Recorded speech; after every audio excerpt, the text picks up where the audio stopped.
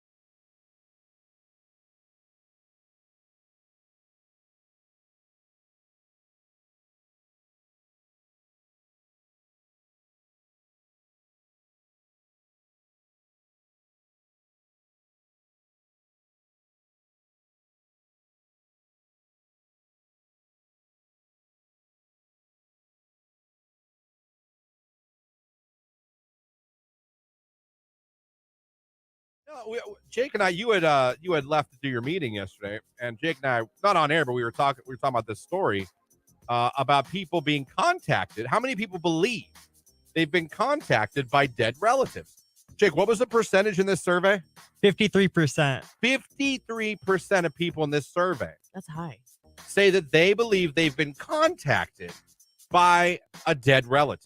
And we were talking off air. I said, I have had dreams since my dad. Listen, I have nothing crazy has happened since my dad died. I'd love to tell you he showed up in a beam of light and was talking to me about sports.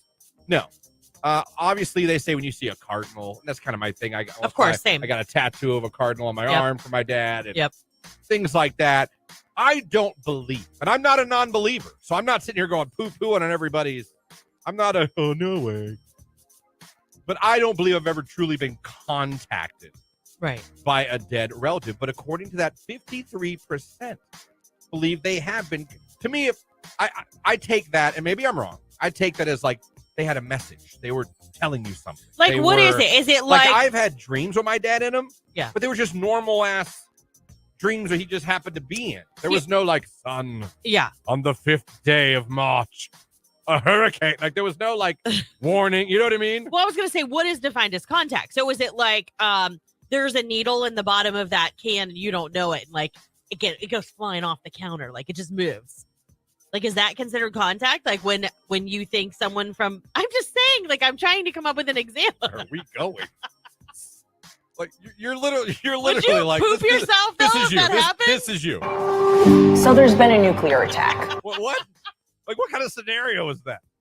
To me, like contact like is things like moving in a room. That's what I'm saying. Well, that's like more ghostly haunting. I'm talking. Okay, but define contact is what I'm saying. What does that mean? Does that mean you hear something in your head and you feel it in your gut and Jake, you feel like, not to put you on the spot, Jake, but in that little paragraph, does it give any kind of context of like what exactly they're defining contact? It might not, because that's only like a summary. It just says common forms of communicating with those on the other side, including dreams, sensing a loved one's presence. Women, and they also say that women are more likely to be contacted. Look at that. Okay, it's because they're saying that so you're more likely to be contacted by a dead relative than Jake and I. That's because we're nice. We're nicer. Is that what it is? No, we're more sensitive, I think. I think a lot of it has to do with emotion. So think about it. Like for me as a woman, I don't have dreams very often, except for closer to my cycle when I know my hormones are higher. Right. So I'm more apt to have that kind of, but literally in the past 10 years, I've had one dream about my daughter. One. I can count maybe on one hand how many dreams. My dad's been gone for almost 25 years. I can count on one hand the amount of dreams I've had. And it's been like cameo. Like he wasn't like a major part of the dream. He was like in the background. That's how mine was. Yeah. Whenever there was a dream of my dad, there was no like, son, I have to talk to you about. He was just kind of there. What would you do? Would you follow his advice if you had a dream and he was like, son? Well, it depends on what he said. Don't go to work tomorrow. Would you stay home? Would you call off? I'm like, no, are you going to pay my bills? What are you going to do? But Pop? what if he's trying to help you out? Dad, like, you got any money up there in heaven? What do we got here? Q92. Weather. All right, here comes the next winter storm. It's going to be in the form of rain by late afternoon. Could mix with a little sleet or wet snow. It's going to be windy. A wind advisory through Sunday early morning. Winds could gust to near 50 miles per hour beginning today. Our high today, lower and middle 40s. Hold on to your hats. I am Mark J. Weather from News 5.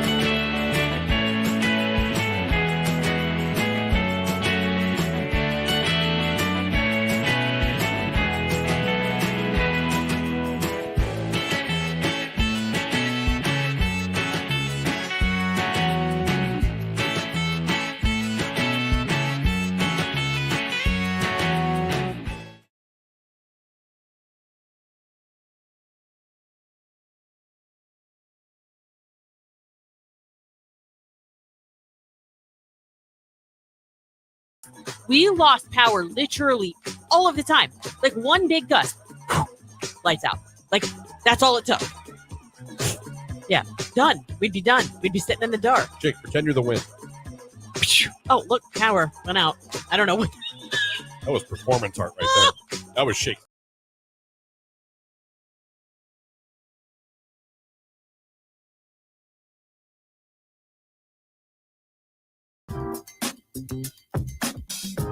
$7:19 right here on today's hit music. It's Q92. Christian and Lauren, Jake here with you on the radio, streaming at Q92radio.com. And of course, you can watch along on Facebook, YouTube, and X text messages. Good morning, Lauren and Jake. Hazmat guy checking in. Good morning. Hi. Good morning from Payroll Girl. Good morning, Payroll Girl. Yes, good morning. First free advice Friday of the morning. Jim Guy sent in earlier. Okay. But I'll read it. Jim Guy here. Airbnb or hotel for a week. Airbnb. Vacation in Virginia Beach or other options. Never been to Virginia Beach. I've never been there either. I say instead of a hotel. Now, granted, there are some hotels that kind of give you like an apartment type setup. Jake, I know you stayed in one in Florida. No, hold on. He needs to turn on your mic. You stayed in one in Florida that was like a mini apartment. So you had a little kitchen and all that kind of stuff. Yeah. But here's the thing. If you go with an Airbnb, sometimes you can find something where you might have your own pool. You might have, you know what I mean? You have your own, I mean, it's a house essentially. And sometimes the amenities are awesome. Like, we just stayed in an Airbnb last year. I did the show from there, actually, just outside of Charleston, South Carolina. But we had our own full front porch with seating. We had our own backyard. Like, we had our grill. Like, there's so much more you could do in an Airbnb that you couldn't do in a hotel. Does that make sense? Yeah, I'm a little sketch about Airbnbs. Why? I don't know. You don't know the people whose house that is. Yeah, but there's standards. That's like, you can go with, They have cameras, places. Well, no. Yes, they can, but they have to disclose that to you. And if you find them, you can report that. Like, what if they really didn't clean the place? See, I've never had that issue. It's always they have ways of grading them as super hosts, and that's usually what we choose from is super hosts. Where so many other people have used that Airbnb, they can attest to its cleanliness, their professionalism, that everything in the listing's accurate. You know what I mean? Mm-hmm. So I've never had an issue with Airbnb. To me, that's the way to go. Okay. Go Airbnb. That's the way. And as far I've never been to Virginia Beach. I can't tell you anything about that. I mean, if you don't plan on being in your room, by the way, then who cares if it's a hotel room? But if you think you're going to have a little bit of downtime or you have kids where you need to that entertain was us in them. Ocean City. We didn't get the largest place that we stayed in for the week because we weren't there to stay in the room. We're there to be on the beach, walk the boardwalk, go do things. So the bedroom was a little small, and the not daughter and her friend, it was the living room had a pull-out couch. Yeah. They slept in that every night because we weren't there to sit in our room. Right. But you're right. I see what you're saying. If you were there for more of a lounging. Yeah, like, you're going to be going, a few places, or but you're going to be coming back. So, like, for us, when we went to Charleston, we were there for our graduation. So we knew we were going to have to come back. We were all going to have to get ready for the graduation party. We were going to have to get ready for the dinner after. It gave us options of places to go. And then in the evenings, we had this beautiful front porch looking at historic downtown that we could sit and relax and unwind. And I made dinner. We had a gorgeous kitchen, Yeah. Text, all those concerns could happen in a hotel too, though, Christian. I guess they could. I don't know, like a Hilton would be as known for that. Never know. You could have just one housekeeping staff that is like going sucks. Maybe she's getting ready to jump off the hotel chain train. Like, I'm not going to work here anymore. And then she just doesn't clean your room very well because she's getting ready to leave the building. Text message on Free Advice Friday. Christian and Lauren need a little advice. If the Browns lose tomorrow, what should they do? Is this Jimmy Haslam? I know. Right? Keep the same coach, trade players. Like, what do they do? Well, I'm happy they made the players. Maybe that's wrong, but I'm kind of like, I'm just happy to be here. Are we giving Haslam advice right now? This is awesome. So I don't think I'd blow anything up if they lost. No. I think we're on the right track. We just need to stay the course. I mean, if it doesn't pan out, go into the Super Bowl this year, which it might not. I'd be like, Flacco, how sure are you you're done? Are you done? So it's the perfect storm. It is. I don't think he could come back and do this for 17 games. I don't know that he could. But, I mean, I think about what this team did with all the injuries. Seriously. Playing in a division with the Ravens. The whole division. 3 of the 4 teams were in the playoffs. Yeah. And they beat the Steelers. And they beat the Ravens once. They beat the 49ers. I just want to get to the point, because of what Joe has done for the city of Cleveland, that we get back to a place where maybe we play the Ravens in the playoffs and Joe gets to play against them. And then we beat them. That could happen. That would be amazing. That could happen. It could. That would be insane. If he and I would almost feel bad for him to have to go to Baltimore. Yeah. That'd have to be a bag of mixed emotions. Because you're having so much fun in Cleveland. He really, really loves where he's I know, at, so but he might be okay. That doesn't take away the sentimental love I'm sure he has for Baltimore. I'm sure. He didn't leave on bad terms. Maybe he loves Cleveland so much it kind of erased some of that. I don't think. I know it doesn't work like that. I don't think he's like, oh, screw Baltimore now. I've been in Cleveland for half a year. And they love me. So it says trade Watson, overrated QB. That's going to be hard because of his contract. You can't trade him. I would, in an ideal world. I said the same thing when Joe Flacco came and he had that first couple of games where he was doing good. And Tony's like, you don't understand how contracts work. We owe him a lot of money and nobody's going to take that contract over. And it's all guaranteed. Yes. Which was the worst move Cleveland could have made. Some could say that wasn't the best move. Yeah. But I am for one excited. I feel a little bad because Saturday is like Jamie and I's day to always go out and do something. Make it Sunday. But I'm like, no, there's more playoff games. That's right.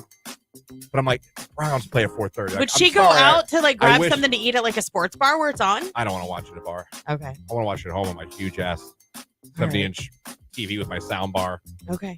And just. Well, could you do a date night in watching it? Like make some really good food, like some apps, some wings, like that kind of stuff, and just chill together? That's not her. Okay. That would be like, yay, we're sitting at home. This is what you do. You tell her that she and the daughter should go shopping and go out and treat themselves for the evening. No, they're not daughters. And she's entered social work. Okay, that's fine. So tell her she wants to go somewhere every day. To go to Trader Joe's. And then she can buy whatever she wants. In Cleveland? Yeah. Good Lord. That way it gives you time. Good Lord. The Commanders is looking for a trade with Watson. Okay. Take his personal stuff. Hey, I don't know who would want that contract. If that's true and they want it, bye-bye. They could use a quarterback. Yeah. There is no doubt whatsoever. But you guys, Browns fans, come on. This is going to be fun. I hope. I just pray to God they win tomorrow.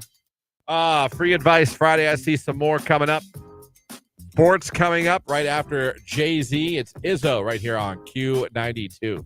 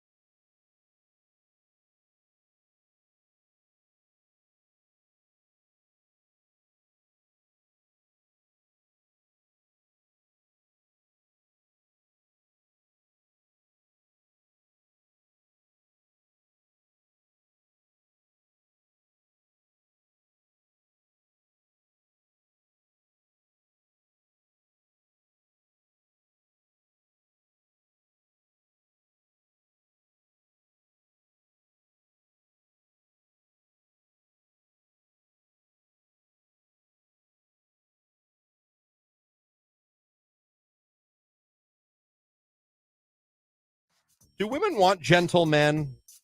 Or don't you still want the bad boys? I mean, I don't know about a bad boy, but you don't want a pushover either. You know what I mean? Yeah. So I would really like you girls just to do that. Text your man that, and then text back whatever the hell they write back. I'm just curious, or just tell us what he wrote back. I'm very curious. I mean, I guess that would be a good compliment to get, I suppose. Should I add a heart emoji? No, don't overdo it. No, okay. Don't overdo it. If he's listening, this isn't going to work. He's not listening.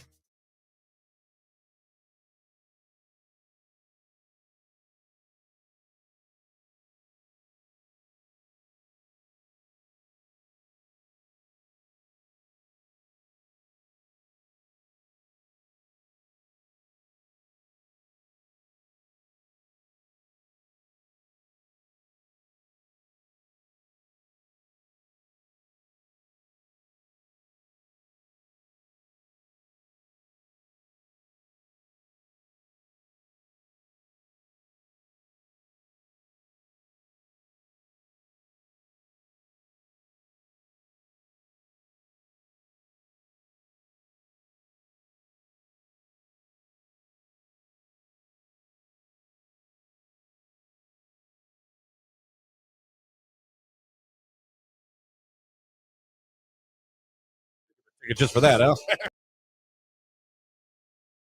This is a Q92 Sports Break with Christian Bigglesworth on Q92. Cleveland Cavaliers beat the Brooklyn Nets in Paris yesterday, 111-102. The Cavaliers are now 22-15 on the season. The Cavs have won 4 straight games.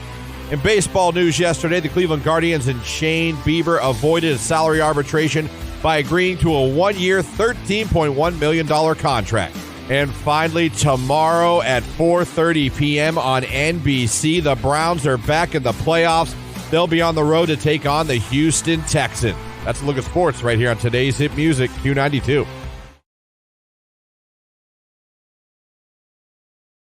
So yeah, happy birthday to her. 60 years young. So maybe not. Maybe not. She is not 60 years old. No, I made that up. Yeah. She's nowhere near that, but she's older than me. So enjoy your day.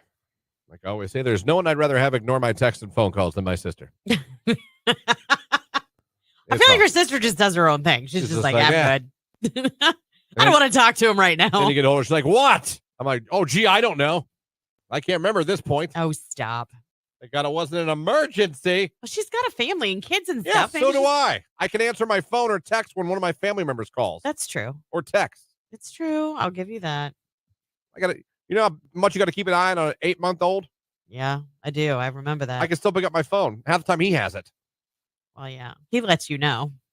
I taught him high five yesterday. He learned high five today. Oh, good. Yesterday. He doesn't, he goes. Real slow. Yeah, he goes real slow. He claps. Yeah. I love how babies do the open finger clap. Oh, yeah. Like they don't do the clap. They're like. Yeah. He does that. He loves to clap. He loves when you see him clap. Mm-hmm. But I taught him high five yesterday. Now he's just like. Real slow. Yeah. And it's funny because the third thing I've taught him that Jamie doesn't believe I taught him until she sees it. Okay. I'll be like, he does high five. He claps now. No, he doesn't. Jimmy, clap. Yeah. Yesterday, Jimmy does high fives now. No, he doesn't. Wait, what? Why don't you believe me? Right. Please believe me. Like, yes, he does. I could see if I was like, Jimmy's driving now. I could see you be like, no, he doesn't. I was just going to say, you should start being a little bit sarcastic and be like, Jimmy knows geometry. Right. That makes sense to call me out and be like, there's no way he knows geometry. I think high-fiving and clapping, I think. They're reasonable milestones. Reasonable.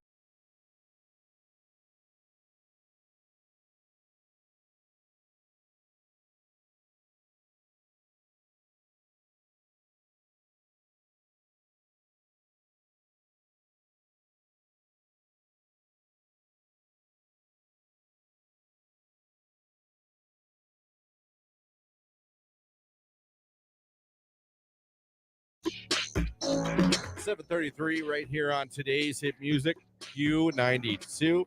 Christian, Lauren, Jake here, Q92 Morning Show on your Friday morning. Thanks for having us on the radio, streaming at Q92radio.com. And if you're watching on Facebook, YouTube, and X, coming up here around 8:15, Jeff Timmons of 98 Degrees going to be joining us here on the show and on the live video stream. Looking forward to talking to him, so make sure you're listening for that coming up. They got new music coming out. Like I said, they spent New Year's Eve in Vegas performing some new music.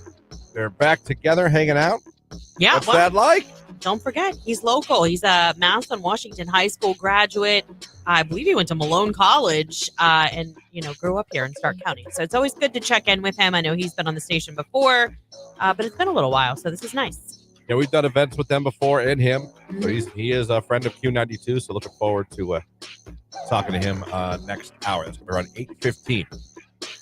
Christian, go on a day date, maybe breakfast or brunch, then be home for the game. That's not a bad idea. You could go out even like at noon. Go out for a couple hours. Yeah.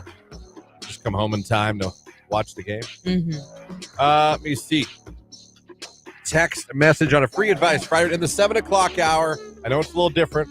We're doing that because we had to fit in Jeff Timmons when he was available to talk to us today. Yep. So normally it's on in the 8 o'clock hour, but more free advice. Teenage daughters. Typically, she gives us the silent treatment, so I've been giving it back also. She doesn't listen to anything that we say, all the way down to the items that she wears. At this point, what would you do? Because grounding and not having things clearly doesn't do anything to her. Also, being nice and trying to talk it out doesn't. I'm stubborn, so I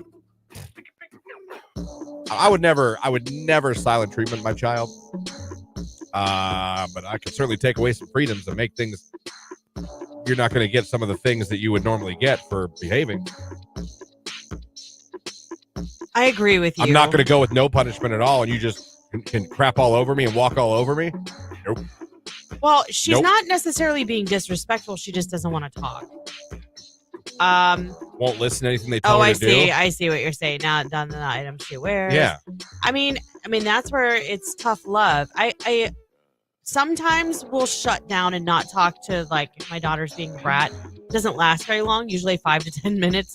And I really do that more for myself so that I have time to cool down if she really upsets me. You know what I mean? So that I can respond in a mature parental way. Because there's times where I just want to yell and be like, you are such a brat. Like, you know what I mean?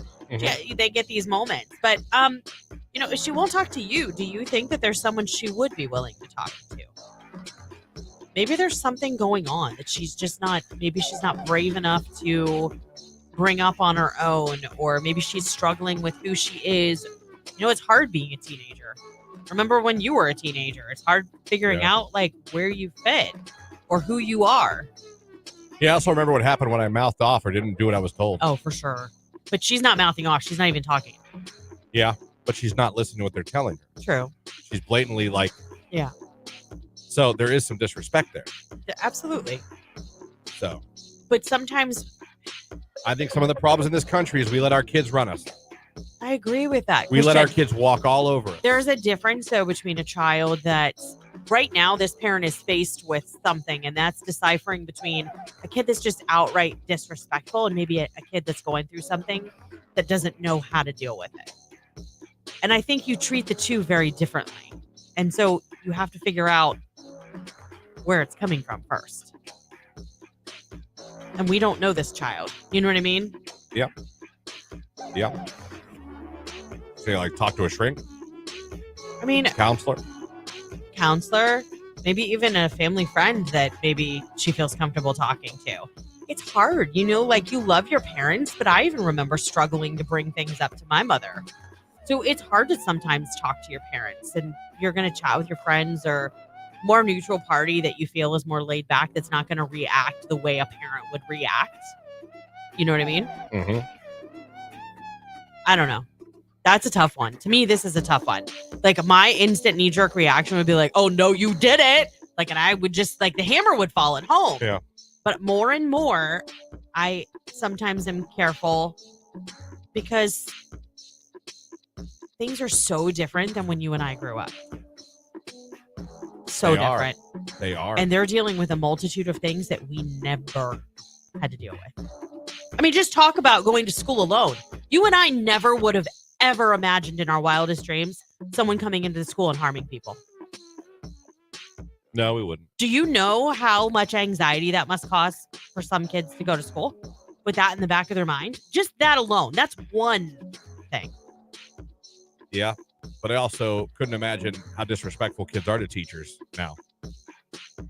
It's not a blanket statement. That didn't happen. No, I understand. When we were kids either. Of course. Not, again, if there was one kid that would do that in a school, that kid was like done. I am absolutely 100% in agreement with you that sometimes it starts at home and the parents just don't care. And it creates these disrespectful, rude children. I get that. But I don't know that that's the case all of the time. That's all I'm saying. Yeah. Good luck with that. That is not easy. No, it's not. I don't know if I helped you at all. The only thing I wouldn't do if I were you, I don't think I would never ignore my child. No, I wouldn't completely shut down. I understand, like, oh, you want to do that to me? But I wouldn't do. Right. It's hard. Just want to be like, how's it feel? I wouldn't be walked all over, but I would not be like, well, I'm not going to talk to my child, because I would still always, even when I'm mad, let my child know I love them and that I'm always here to talk, whatever. And I'm not going to walk around and ignore you because you want to talk to me. I guess you don't want to talk to me. But right. I'm not going to not talk to you, because that could just make it, Christian, I currently have DirecTV. And apparently the contract has expired with NBC, and I have no NBC channels. My ability to watch the game is in jeopardy. Needless to say, I'm not happy. What do I do? Do you have Peacock? If you have Peacock, you're fine. The game is also streaming on Peacock. If you don't, you're gonna have an issue. I forgot DirecTV had an issue with NBC. You're right, they do. Yeah, they're picking on each other. Yeah. Now listen, Peacock sometimes has like free trials for a week. I don't know if they're doing that right now, but a lot of times these streaming apps go, hey, try us for 7 days. Try it, and then cancel it the day after the Browns game. Even though actually Peacock is one of the cheaper ones. Yeah. I don't even think it's $10. But I would do that. Like if it was me and the Bears, I would pay for Peacock before I'd not watch the Bears. Or you know what? I couldn't go to a bar and watch the Bears in the playoffs. You can also go to Fubo TV, which offers a free fan trial period. You could do the same thing via Sling or YouTube, or you could use Fubo TV. So there's ways. Don't panic. And worst case scenario, you can always head to the bar because there's going to be on every bar. See, if the Bears were in the playoffs, I could not be a place where I couldn't hear the TV. Right. And I just hear people talking. I would lose my mind. Yeah. I want to hear everything the commentators are saying. Side note, just super quick on the Browns-Texans game. Did you hear Todd Blackledge is going to be the analyst for the game? Yeah, because Collinsworth is not doing both. Yeah, but I just think that's super cool because Browns, he's a Canton native. Like, we've got one of our own there. You can buy an OTA antenna off Amazon for $10-20 and pick up your local channels. Another route, if you want to do that, you could go that route. I mean, it might not look as good on your plasma. My husband is a pro at free trials for streaming services. We rarely have to pay. LOL. Well, hey, that's the man. That's the kind of man I want. Just makes new emails every time. Right. Signs up with a new email.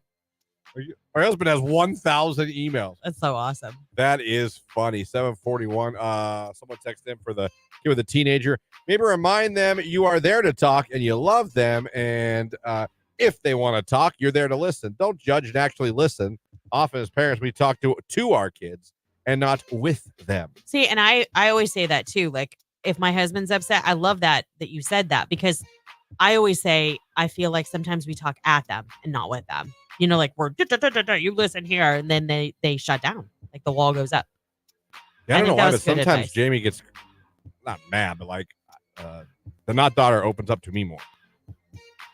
So case in point, she just feels like, because, you are a parental figure, a parental unit in the household, but you are not her father. We know that. Yeah. So she probably thinks not the you're right. You are very chill. You're more laid back. You might be able to help her communicate things to her mother. So you're an in-house ally. Does that make sense? Yeah, but I've also stopped her from doing things because chores weren't done. That's So fine. I'm not a pushover. But she must, what you've provided her must trump that. I just do what my dad did. And my dad would, what would he let you know? He always was fair. He never called me names. He never talked it down. But boy, if he was mad, there was, make no mistake about it. There was no like, hey, son, you shouldn't do that. Right. No. But he never belittled me. Mm-hmm. He never, and he always, whether I had a leg to stand on or not, allowed me to talk. Oh, good. And allowed me. He's like, now, he goes, what do you have to say? Right. I'm listening. Like, he'd always allow me. He allowed you to be heard. Yeah. Right. Were there times I didn't have a damn thing to defend myself? I think it's important. I do. But he always, and when those conversations were over with my dad, whether he was mad, pissed, or whether we came, no matter what, there was never a grudge held. There was never if I walked in the room 10 minutes later, he wasn't talking to me or he wasn't looking at me. You know what I mean? Right. That never happened. Even if he was mad. And believe me, I pissed him off more than a few times, me and my brother growing up. I get it. I mean, we had a paddle in my house. Yeah. It wasn't like there was no walkover with my dad. Like, I agree. We just did whatever we wanted. But he we hit the belt. But he always gave, I believe, me and my brother, my sister, anytime there was a real conversation about what's going on, what we're not doing, we're doing, he'd allow us to like. I think that's important. I think that still applies today. I think that's wise. So, 7:44, still time for maybe one Free more. Advice Friday. Yeah. It's Libby Rodrigo. Bad idea, right? It's Q92.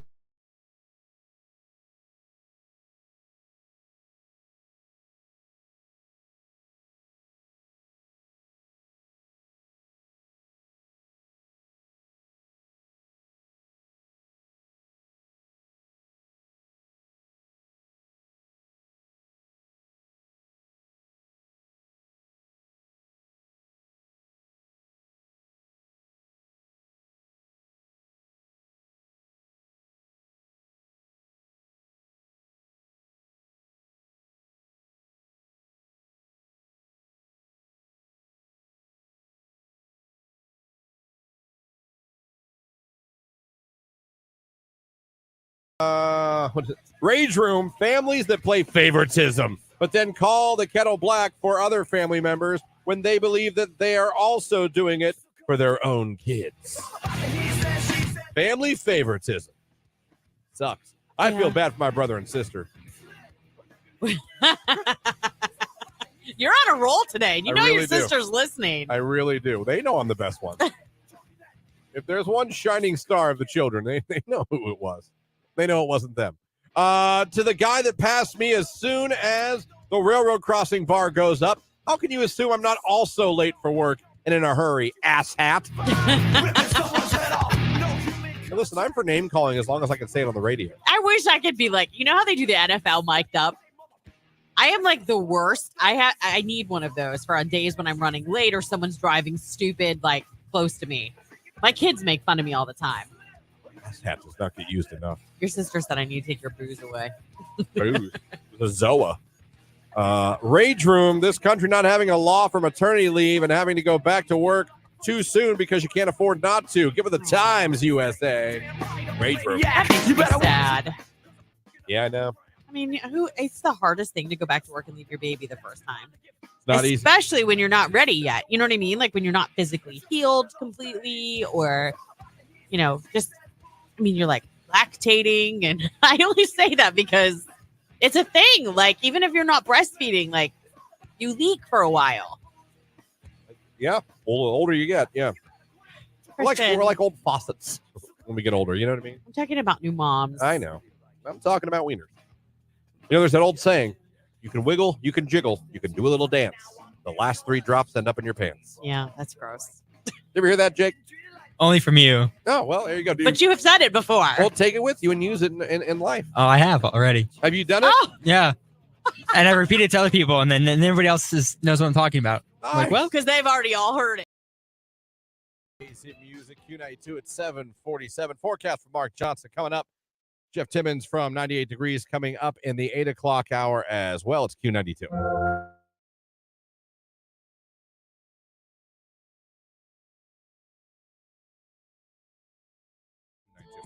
Just joining us, we were talking middle of last hour, about my not daughter sets like 5 alarms to go off from 6 a.m. to like 6:50. She wakes up, sets the next one, tries to go back to sleep. Sets the next one, goes back to sleep, et cetera, et cetera. This continues for an hour. I found that idiotic. Not her, it. The process. The process. We had a big discussion last night. She said, I just don't get it. You don't? I'm an old head or whatever, but I don't get it. Is that what she called you? No, that's what I call myself. So I'm like, why would you not just sleep that 50 minutes of full sleep? That's an hour of sleep. Yeah. You don't get it. You don't get it. And that's not her voice, but that's what I'll use from now on. You don't get it. You don't get it. Lauren just sets a normal alarm. You have one backup, oh crap alarm. Yeah, but it's like 30 minutes later. I set an alarm. I have one snooze that's like 5 minutes after that. I have my alarm, the loudest volume, the most annoying noise you can have. Jake is also a little bit of a multi-alarm guy now. Are you still that way now, Jake? No, I'll say like 1 or 2. 1 or 2 and you're good to go. Yeah. So we had a couple phone calls. A lady called in her 30s. She said, I'm in my 30s and I do the same thing. Yeah. She sets like multiple alarms. And one of the reasons my not daughter said she does this is because she won't wake up as angry. Yeah, she's gently waking herself up. I think it's the healthiest, wisest use of time? No. But I understand her logic and that, A lot of you, we had 2 phone calls, and we had a lady who said she's a psych major, and studies have shown that actually is worse, and you get less sleep, and you'll be more tired and more irritable. Yeah. And that checks out with the not daughter. Now that I think about it. Yeah. So, a lot of you text. Let's read some of them. See what you guys do. Mine goes off every 5 minutes from 6:20 to 6:40. Every how many 5 minutes. So you could have slept that 20 minutes. Yeah. I do that system too. It gradually wakes you up, and when it's finally ready for you to get up, I don't feel as groggy. See, it works for some Nuts. people. I'm 38. I set my alarms just like her, crying, laughing emoji. I'm a mom of 3 kids, ages 15, 11, and 8. I'm 33, and I do that sometimes. She sent in a screenshot. She has an alarm at 5:30, 6, 6:15, and 6:30. You guys, you could be sleeping. Angela on Facebook says, I have 1 alarm only. I can barely stand to hear it once, much less it going off multiple times. Absolute. I have 5 alarms set 6 minutes apart. The last alarm having a total different sound. God, a lot of these people do this. The not daughter's correct. You gradually waking up a little bit more with each alarm. You better tell her to go back and watch this segment on YouTube so she can hear how many listeners have her back.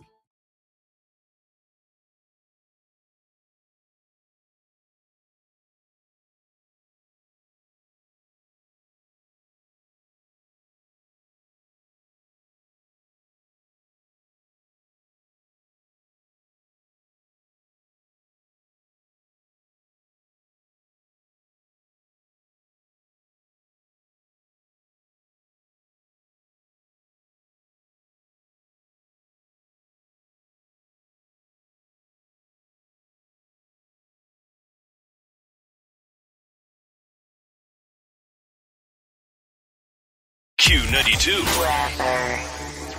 All right, here comes the next winter storm. It's going to be in the form of rain by late afternoon. Could mix with a little sleet or wet snow. It's going to be windy. A wind advisory through Sunday early morning. Winds could gust to near 50 miles per hour beginning today. Our high today, lower and middle 40s. Hold on to your hats. I am Mark J. Weather from News 5.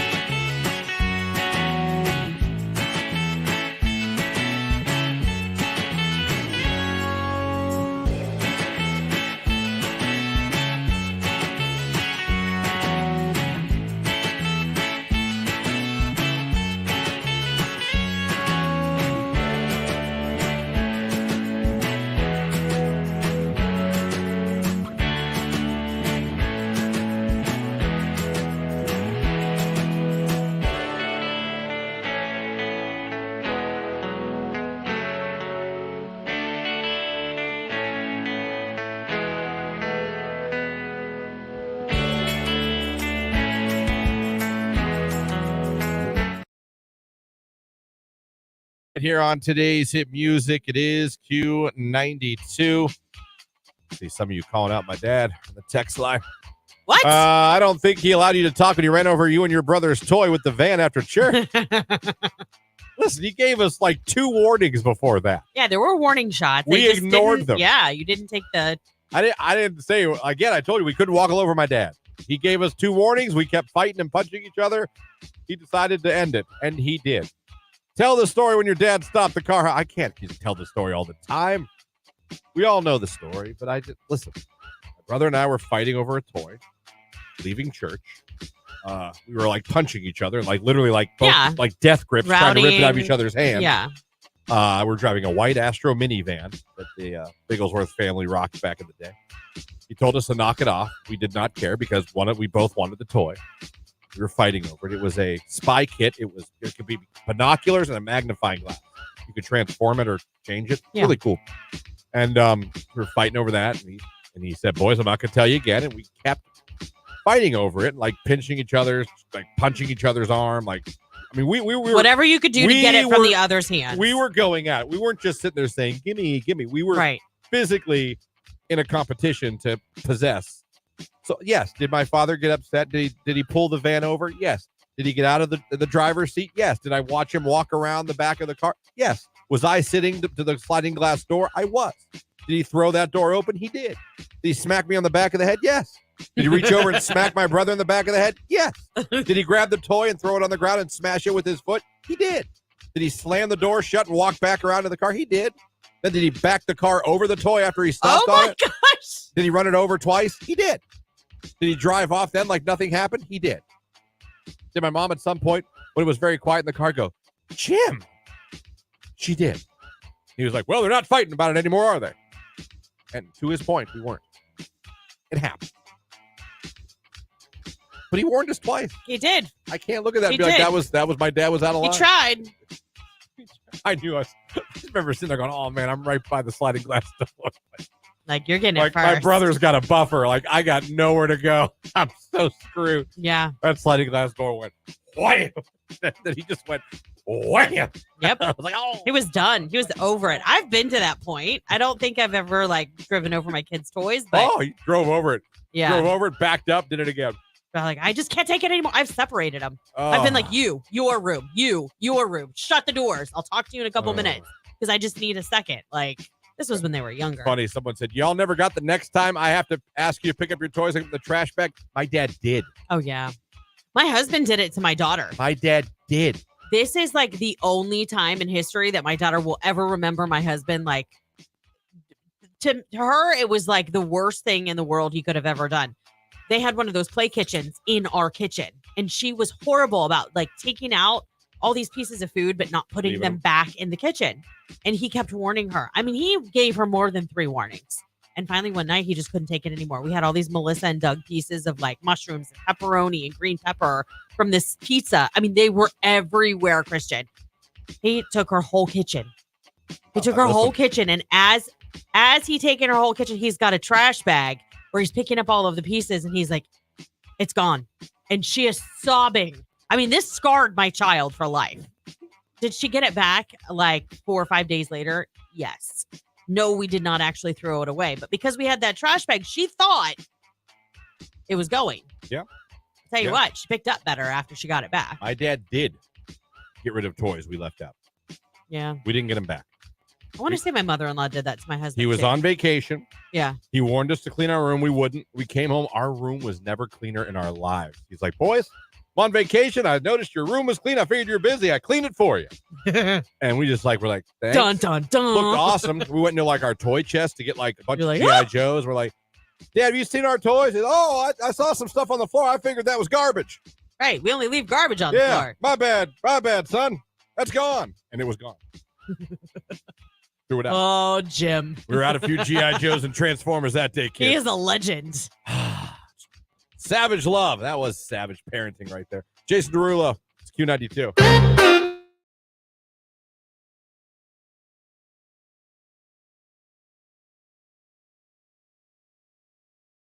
Seen somebody pulled over in a construction zone? That would be so awesome. No. That'd be funny if I did. I just... cold flashes. Someone said in the text line, you have a cold flash. It's not a flash. It's like consistent the whole time I'm here. But I go home and put my slippers on and I'm fine. Like, it's just here that I'm cold. I was hot as all get out in my car this morning. I'm at butt warmers. I had to crack my window. Gosh. I'm just saying, I don't think I have the issue. It is literally 65 degrees in here. It's chilly. It is a little bit, but I think it's going to be all right. I think you're going to make it. I think so, too. I do. Coupled with the fact that we get up early. When you're tired, you are more apt to be chilly. All right. Okay. All right. Someone said maybe you're anemic. Someone said in the text line. I thought that about her. No. Sometimes I look at her across and I go, you're anemic. I am not anemic. Iron deficiency, I am someone not says. Anemic. I've been tested. I love it. It What else is does she have? 65 degrees in here, friends. What else does she have? So far we have menopause, iron deficiency, and anemic. What else is she? And I'm not in menopause. I'm far too young. Too young? Okay. But I am young. I would be on the very young side of it. I'm at the age now. Next year I gotta get. You're gonna go through menopause? No, I gotta get my booty checked. Ooh! Time to go. Ooh. Someone's gonna get the snake out. Like, all this technology, is that really the only way to determine? Yeah, they gotta go have a little look-see. I know. I just like that. Really? We have all these face filters and all these cool things you can do in life, technology, and the only way, you know what I mean, is little Jack Horner in the corner. That's what Jack Horner was doing in the corner. Well, until the cops arrived. I thought he stuck his thumb in a plum. My plum.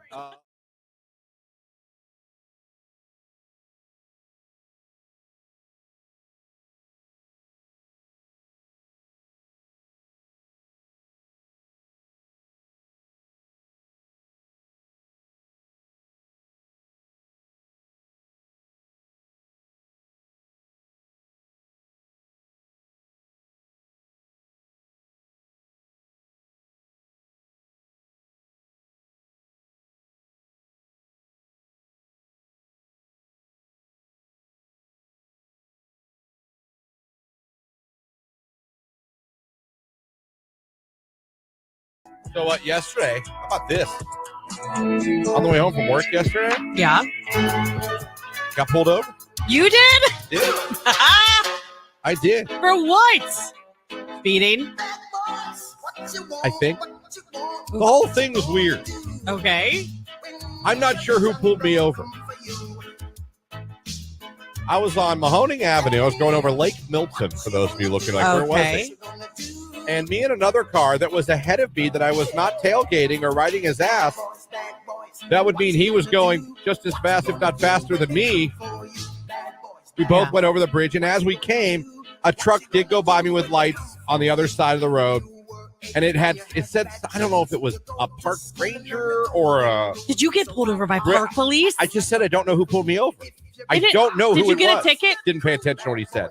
But did you get a ticket? No. He let me... I was going to go with that. But well, I know, but it would be on your paperwork. That's why I'm asking. So, I get pulled over.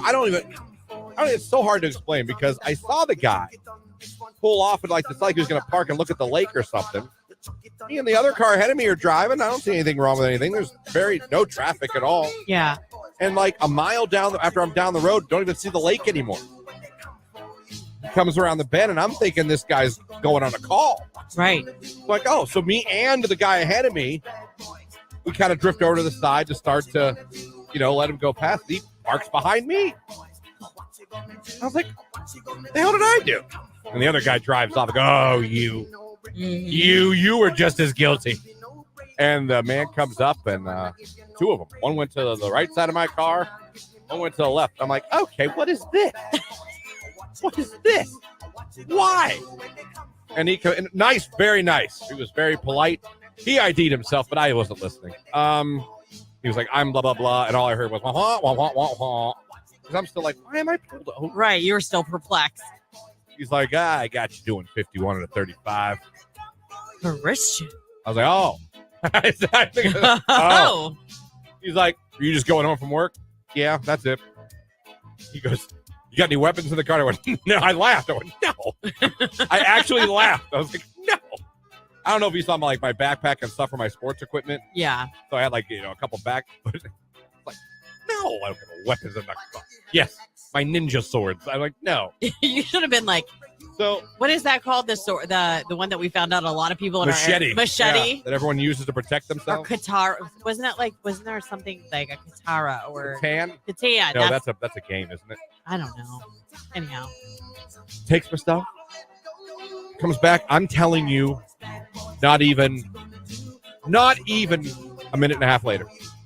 Just keep it slow. You know what I mean? You know what happens? Boats dock, and I know it's off season. I understand it's off season. Traffic's light right now, but boats dock here. Have a great day. And I honestly was like, what the hell was that? I know what happens. What was that? 2 cops approached you. Well, in the same one on car, each side. yeah. I know that, but 2 rolled up on you. They thought you were someone else. You That's think? what I think. Yeah. Think they're looking for somebody else? Because even 35 and a 51, that would be a ticket. At least in North Canton, it would be. I was not even pulled over for 5 minutes. Yeah. I mean, I'm telling you, I was not even pulled That's over what for I 5 think minutes. happened. They thought maybe you were someone else they were looking for, or like maybe you wonder drove if the that's same true. car. You know what I mean? I wonder if that's true. That's what I think. Because like I said, I was with a car ahead of me.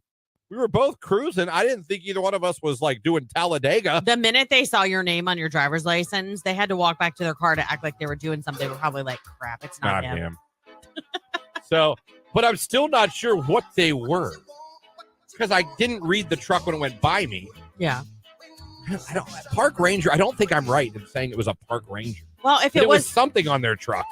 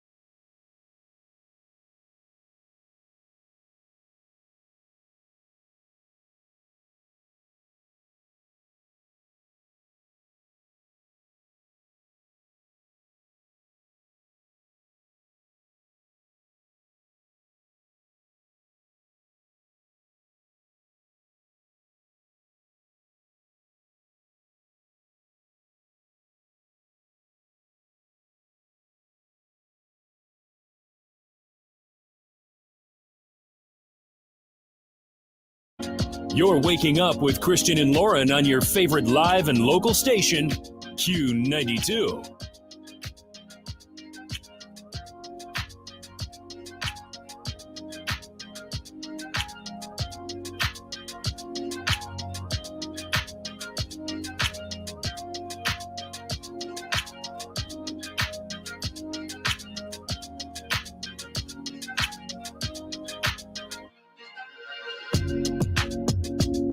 Oh, yeah. It's 8:06 right here on today's Hit Music.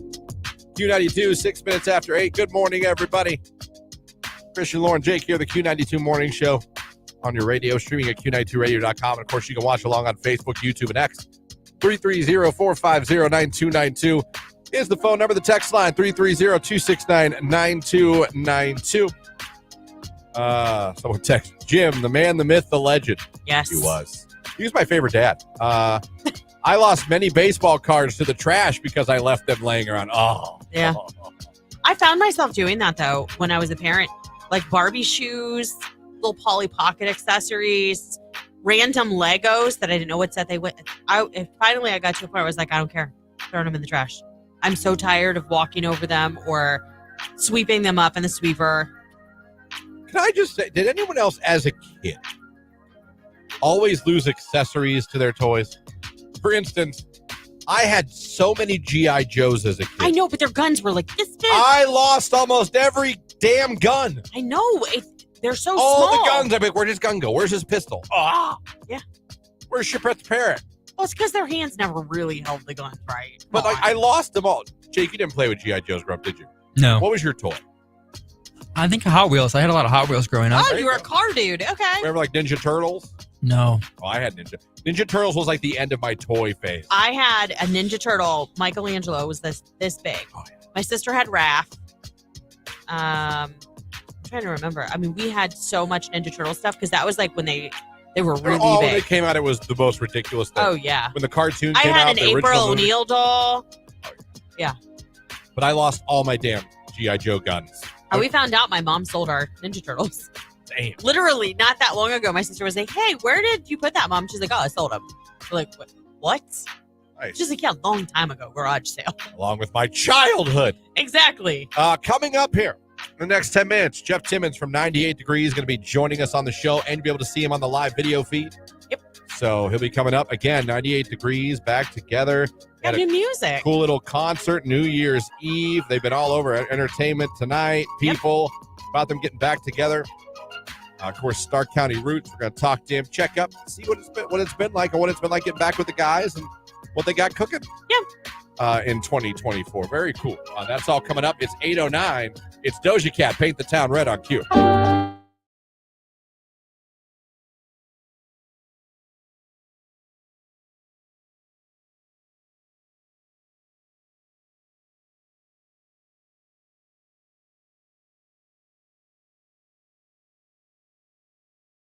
It is Q92. Seriously, you guys listen. He gets so excited when he goes on vacation that he becomes like this child for the last couple of shows that he has to work because he knows what's ahead. So now he's dropping bombs and giving me all That these. is the first one this week. Do you know how many? What would you do? First one this week.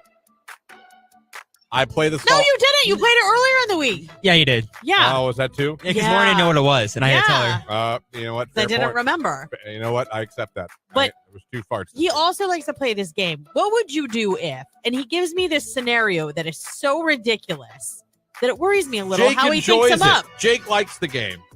I do. Jake, do you enjoy the game? I do very much. But you never ask him what he would The do. game, because it's not funny. It's funny to ask you. Ugh, Lord. You're like, what? No, I always think, how do you even think of these things? I just don't. It concerns me a little bit that this is your thought process. I like to give you life scenarios. Yeah. If any of them happen now while you're here, you'll be prepared. You're welcome. I'm preparing you for the real world. Anything can happen, especially on Halloween. Remember that. Write that down. Okay. Random.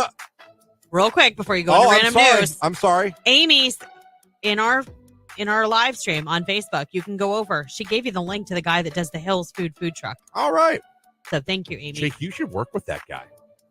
Okay. Imagine Hills an event and with your inflatables? inflatables and Hills snacks. You can cut him in, do like an 80-20 deal with him. Yeah, it's not a bad idea. Well, why wouldn't the Hills guy have to do the same thing? Trying to help why don't Jake they out. just keep their profits? Help Jake out. Got a great deal for you, Hills guy. Hills Kind of truck guy. seems like maybe Jake's product's a little more expensive than a Hills hot What dog. do you think about this? 80-20 profit split, huh? Huh? I'll let you go down the slide as many times as you want for free. With a hot dog. We usually don't let food on the. Sir, you've got a deal. Let's go. Just saying. Do you think you'll ever introduce concessions? Like real concessions like that? Yeah. No. On a small level, like a hot dog roller? Maybe. Well, I already have cotton candy, and popcorn, it's and snow amazing. cone. Yeah. Yeah. I have those that you can rent out, but Like a hot dog edition. Go get a roller. I've thought about that. But how many birthday parties have you been to when they had a hot dog roller? Like, I don't know how well it would do. I mean, I've been to a handful, but Yeah, I don't think it's unheard of. Yeah. Then I'll get one. How many birthday parties do they have cake? hot dogs, Yeah. hot dogs. That's for Hey, I want barbecue. a hot I dog just in the haven't seen summer. it. No, I don't know. I don't think it's that outlandish. If I said quiche, okay. Do you know what they serve? served at Brandon's 5th birthday party? Cheap asses at hot dogs in the Hot summer. dogs. Like, where's the quiche? I'm like, I don't know. I don't know. JJ inflatables and quiche. You know what? Something so random like that might work. It might be kitschy. You know what? JJ's inflatables and frog legs. Oh, what? My grandma used to make frog legs. I know, but you wouldn't eat them when they brought them here. You don't know. You have to test it in the market and see what happens. Mm-hmm. Frog legs and quiche. And don't forget cotton candy. And you're good to go.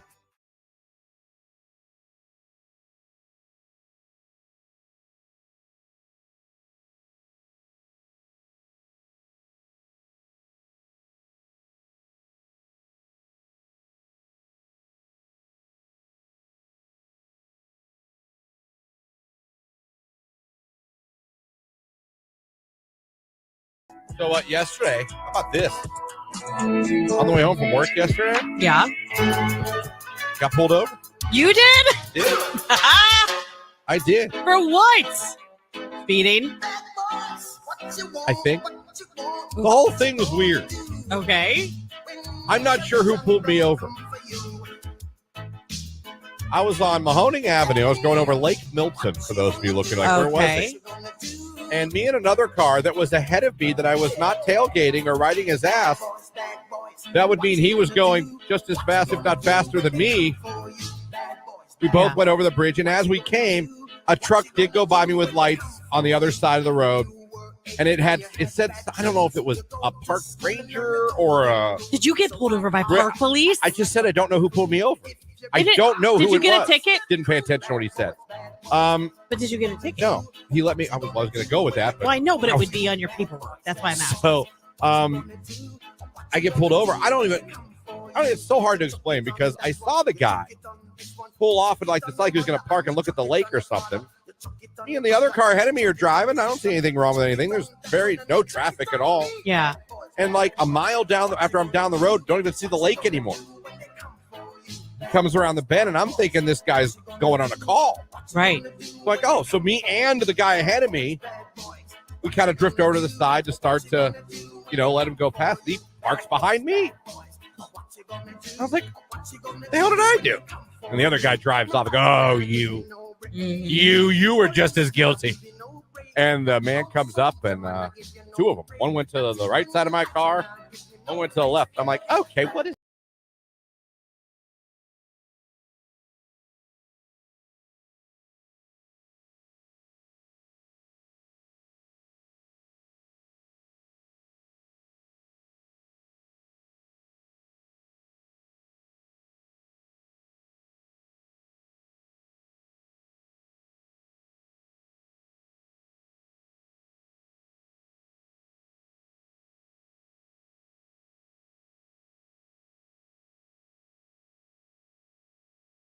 All right, it is time. Everybody been telling you about it for the last couple of days. Been telling you about it all morning. Yeah. 98 Degrees has a new album coming out this year, Full Circle. Yep. They were just in Vegas. Spent a New Year's Eve in Vegas, performed some of their new music. They're back together, 98 Degrees I'm talking about.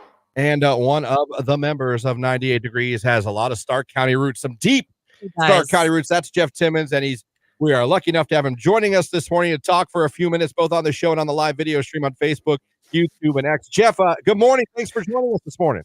Good morning. Thanks for having me. How are you guys? We're good. We're doing all right, man. Boy, you guys are busy these days, huh? Yeah, it's nice. It's been great. Yeah, I mean, the holidays were pretty amazing. We just got off of a little mini tour in October. And then, of course, thanks for mentioning that New Year's special we did here in Vegas. I live in Vegas, so it was kind of a homecoming for me. It was nice. Yeah, we're lucky to be busy. New music, like you had mentioned, and excited to be on with you guys. Be back, like you said, to my roots. And I went to college there for a very short time at Mount Union, so I'm familiar with the station. Done a bunch of stuff with you guys in the past. Nicolina's amazing. Tell her I said hello, and we will. And thanks a lot, guys. So let's get into it now. How did it come to be? I'm sure, obviously, through all the years, you guys have stayed in touch. You're very close. But what? How did the decision come? Like, you know what, man? It's time not only to get back together a little bit and do some things, but let's get in the studio. Because I know you're a studio rat. You love being in the studio. Yeah, thanks for knowing that. Yeah, I mean, that's my favorite part of this. Of course, it's great getting up and performing and doing all that stuff. I mean, it's always an honor and a pleasure to do that. But I love being in here in the studio and recording music. But as you know, the business keeps evolving and changing. And so what we were used to when we were back in our heyday was, putting out an album and you work singles, and the streaming stuff's all very new to us. And we put out some music in the past, and always for artists outside of being a writer, music's always been a lost leader. You put out music to draw attention to your tours and your merchandise and your brand and all that stuff. And you really don't, monetize music very well. But, technology like this, I mean, we're live on the radio and streaming at the same time. And, your ability to engage with your fans and have the excitement for them to be a catalyst for us to get out there and do new music like we're doing is all the inspiration we needed. So we're excited to finally be back in there again. And we've got some really good stuff. And album's called Full Circle because we've been around a long time. It's pretty much full circle. We're back to our roots, like you had mentioned before, and just doing the music that's sort of our sound and our signature, and not trying to overthink it, just trying to have fun and give the fans what they want.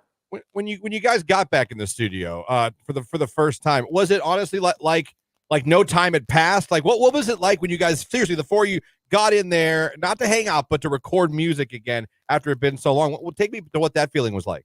It's awesome. I mean, look, we've been around for such a long time that you had to like record the tape when we first started right. our first album.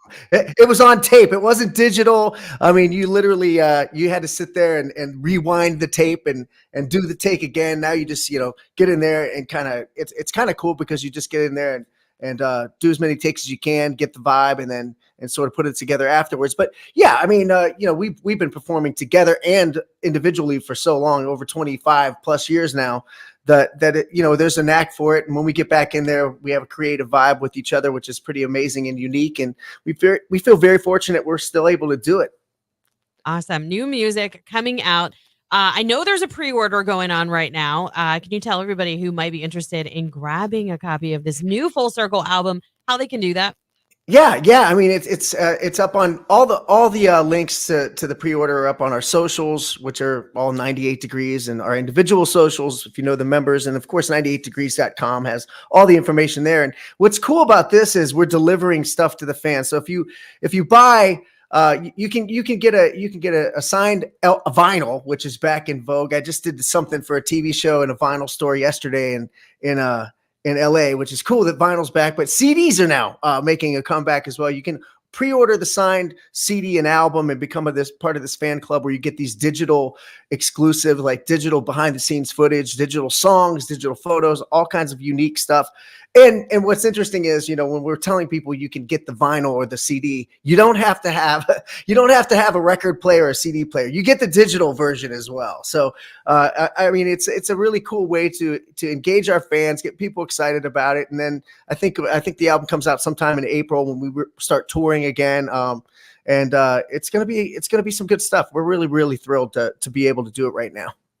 You know what's one of the cool things about your guys' group? A couple things. One is you guys weren't put together by a record label. You four decided, you put yourselves together.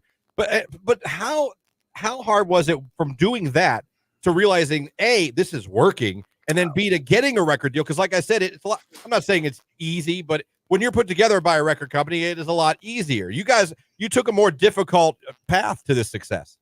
Well, yeah, thanks for knowing that. A lot of people, we're considered, of course, we're much older now, but we were considered a boy band. We were put into this category, and back then, boy bands were put together by labels. You auditioned, and you had like the Svengali, like Lou Pearlman or Jive Records, or these people that were sort of pulling the strings behind the scenes, and they sort of put a roadmap in front of you and put a lot of resources behind you. We didn't do that. There wasn't any boy bands at that time. We didn't even know what that term was. It was only boys to men and vocal groups like Jodeci, who we were inspired by, and of course all the old groups.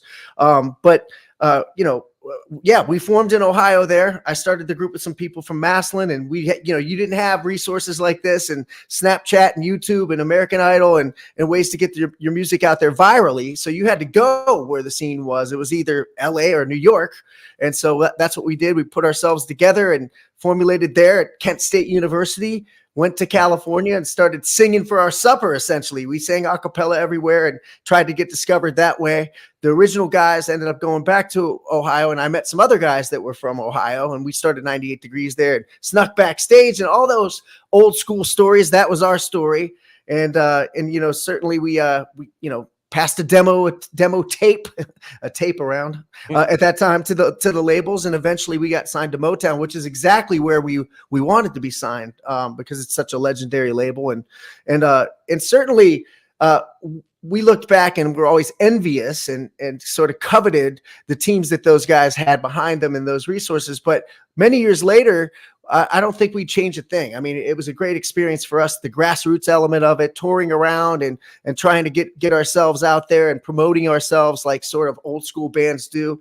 It added a lot of character and gave us a lot of introspect and respect for the business and sort of what it takes to be successful. So the journey was unique and interesting and fun. And we certainly have a lot of gratitude for the journey.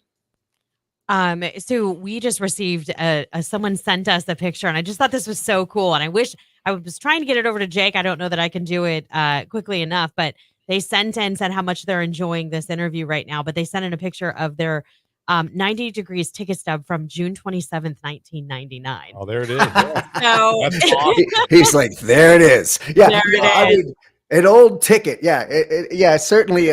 Certainly that's interesting that fans still have that stuff. And that's kind of the stuff that we're putting into this, what's called like this 98 Degrees Den. When you order the album, you get like things like that, little memorabilia items, like stuff from our demos and behind the scenes when we were on the road and in different parts of the world, stuff that's never really been out there, those unique things. And a lot of the stuff is fan content that they had sent in and said, hey, do you remember this? And certainly it's been such a long time, we don't remember all of it, but it's interesting to be around 20 plus years later and have people have tickets from our very first shows and all that stuff. It's very humbling. I was just going to say, I was just going to ask you, what's that feel like that someone listening right now on the radio is hearing you on and goes, hey, I got to show them this ticket stub because they kept it all these years of just to go see you guys perform. It just shows you just one person of the millions you guys affected with your career and your music. Well, it's like an honor. I mean, it's an honor and it's humbling. You think you'd be like, oh, wow, but to be around that long and to be doing this, I started this group at Kent State with some friends and we were trying to, meet girls and be cool, and we weren't, but we thought it would work. And then for it to turn into something like this many years later, where the impact of what we did with our music really transcends kind of what our vision was for it. We just wanted to have fun and kind of take the journey and be famous, all the stuff that young guys have in their mind. But we never expected that the music would have the impact that it has on people so many years later. And if it's affected one person we're excited about, let alone different people from all over the world over such a long time, it is very, very, it's definitely a lot bigger than each of us individually or what we expected to happen with it. So we feel honored that people have that kind of stuff nowadays. Yeah, no, this ticket, just so you know, because I'm sure it's hard to remember where you were. June 27th, 1999 was from Polaris Amphitheater. And she said she had to hold on to it and had to pass it along because she still vividly remembers how amazing that show was. So. I love it. Well, thank you for having that and coming to that and tuning in today. I mean, all of it, it's sort of icing on the cake for what we thought would be a cool career. So I very much appreciate that.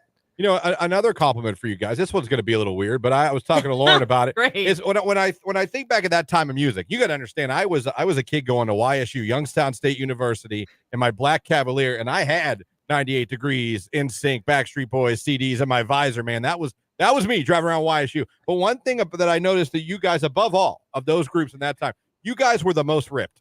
Oh, You guys were jacked.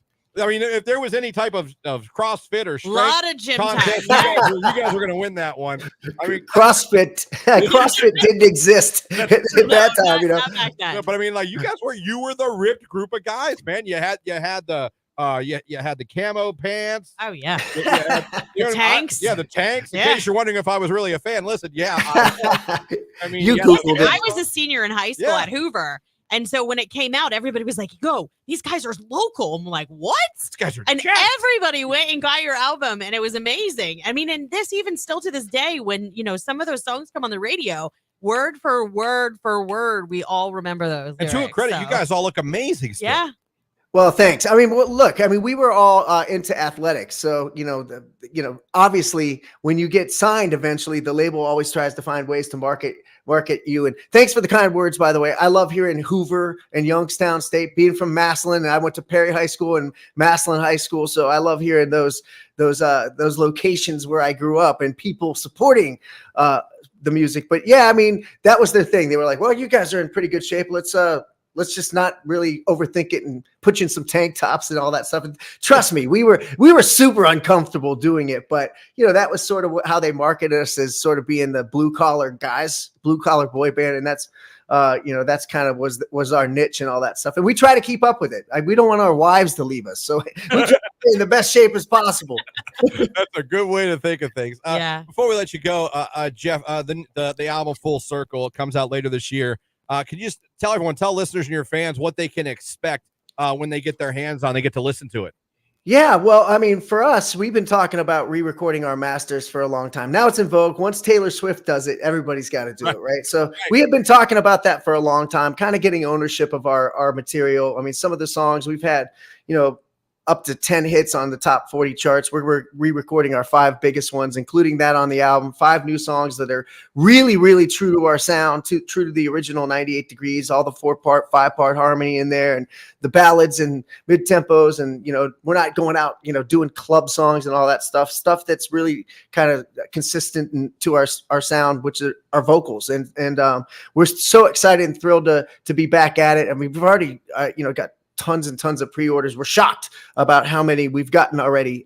So we're thrilled, and we'll be back on the road all summer. We're actually touring overseas as well, Canada, and it really has come full circle, not to sound corny, but we're back doing the same stuff that we did when we first came out 20 plus years ago. So go check it out. And we'd love to get your feedback on what you think. We're all on our social media and very interested and in tune with what the fans want to hear and see from us. So I appreciate you guys so much for having me on. It's great to have hometown love, and sincerely thankful for you guys and love the station. Please, again, pass along hello to everybody for me. Absolutely. And when you guys put together that tour, feel free to throw in a Northeast Ohio stop somewhere, man. Oh yeah. Oh, we'll be there for sure. I mean, whether it's Cleveland or Akron or Canton, we'll make sure we're in that area. Awesome. We'll keep an eye on that too, because we'd love to have you back on in the future. Thanks a lot. Appreciate you guys. Continued success. Thanks so much for having me. Great conversation. You're a great guy. Humble. It's awesome talking to you. We're excited for you and the boys, and we look forward to talking to you down the road. I think he's gone. Yep. And that's okay. Dropped. Yep. We're good. That's fine. Jeff, wow, that was cool. That was awesome. He's such a nice guy. He is a very, very nice man. Yep. Very humble. That was a good conversation. It was. And to the person who sent that ticket in, thank you. That was awesome. You might have made Jeff Timmons' day. Yeah. That's fantastic. It's 8:30. We'll be posting this interview later by itself up on our social media and on the Q92 YouTube page. So if you maybe checked in and you caught the tail end of it, wanted to hear the whole thing, we'll be posting its entirety up on the Q92 social media. It's 8:30. Let's take a look at sports. This is a Q92 Sports Break with Christian Bigglesworth on Q92. Cleveland Cavaliers beat the Brooklyn Nets in Paris yesterday, 111-102. The Cavaliers are now 22-15 on the season. The Cavs have won 4 straight games. In baseball news yesterday, the Cleveland Guardians and Shane Bieber avoided a salary arbitration by agreeing to a 1-year, $13.1 million contract. And finally, tomorrow at 4:30 p.m. on NBC, the Browns are back in the playoffs. They'll be on the road to take on the Houston Texans. That's a look at sports right here on today's Hit Music, Q92.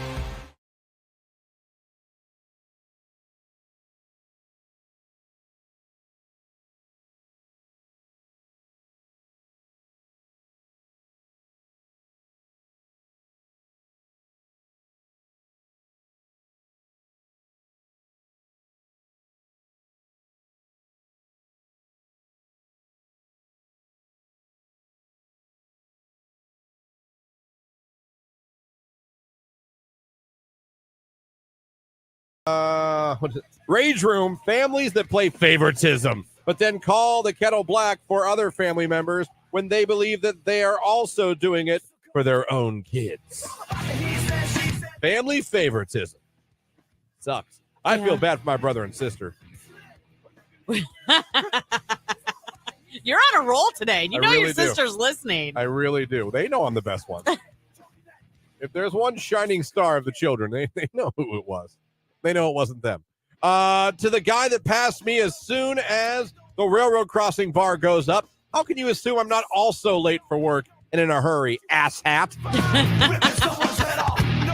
Hey, listen, I'm for name calling as long as I can say it on the radio. I wish I could be like, you know how they do the NFL mic'd up? I am like the worst. I need one of those for on days when I'm running late or someone's driving stupid, like close to me. My kids make fun of me all the time. Asshat does not get used enough. Your sister said I need to take your booze away. Booze. The Zoa. Rage Room, this country not having a law for maternity leave and having to go back to work too soon because you can't afford not to. Give it the times, USA. Rage Room. Yeah, you better sad. Yeah, I know. I mean, it's the hardest thing to go back to work and leave your baby the first time. It's not easy. Especially when you're not ready yet. You know what I mean? Like when you're not physically healed completely or, just, you're like lactating. And I only say that because it's a thing. Like, even if you're not breastfeeding, like you. Yeah. 8:33 right here on today's Hit Music. It is Q92. Christian, Lauren, Jake here with you on your radio. Online at Q92radio.com and streaming live on Facebook, YouTube, and X. Big thank you to Jeff Timmons from 98 Degrees again for joining us for a little bit. Friend of the station. He's so nice. He was very nice. That was a great conversation. I like good conversations with good people. Yeah, and he is one of those for sure. So, very good. We really hope, I hope, in 2024 that our show gets to do that more. Get you guys interviews more with celebrities, comedians, things like that. Yep. I think that's cool. It's cool to hear from these people. It's cool for them to talk to you guys here in our listening area. So, good job, Jake. Thank you. He pretty much got that one. Yeah, he did. He did. So I appreciate that, Jake. And that was good. Like I said, we're going to post that later on. You guys can go and check that out. It's Friday morning. A lot of you heading to work. A lot of you out of school today. Realize a lot of people don't have school today. I'm wondering if some of the parents aren't off too because the kids are home. Probably. I don't know how you do that. What do you do when both parents work and you have a little kid? Little kid? You got to get like a babysitter. Well, you either get a babysitter or you call grandma and grandpa or you take a day of vacation. That's all you can do. So mad. When my kids were little, sometimes they'd come to work with me on their days off. People have done that here at work. I'd have them build like a little fort underneath like a desk that wasn't being used, and they would bring their snacks and their tablets, and they would watch stuff on their tablets and chill. I would do that before PTO. My kids used to come here when I first started here. Gosh, I'm trying to think how old they were when I first started working here. Yeah. Like Aunt was 6, Marin was 8. I would do that. There's days I would bring Jimmy, but now Jimmy, he would not be quiet. And like I said, that's cute and funny. Crowd I think noise. would wear it for a second or a segment or two. It might be funny and cute to listeners, but I think after a while, maybe like another year or so, and they'd then be like, "Okay, yeah, that's enough. Yeah, we get it." When he's a little older, and I know he can listen to Dad and be quiet while we're talking and knows when to. Yeah. But right now, it would be a disaster. Yeah. Because he just wants to climb, yell, try to talk.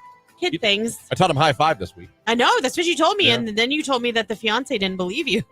It's like 3 different things I've taught him, and both the not daughter and Jamie are like, no, he doesn't. And then I showed them, they're like, oh my God. Wow. Why would I make that up? Right.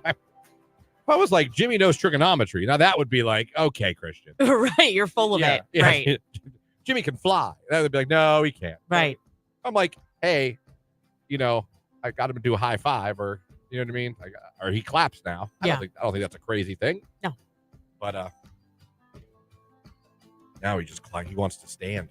But he can't walk yet. Just wait till he walks. He's never going to want you to hold him again. Like there's times good times. He's fussy because he wants you to stand him up on something so he could like lean on Yeah. something. He's already starting his demanding phase. Yeah, he don't want to sit or be held. He's like, no. He's going to be Mr. Independent here in the next 6 months in a big, big way.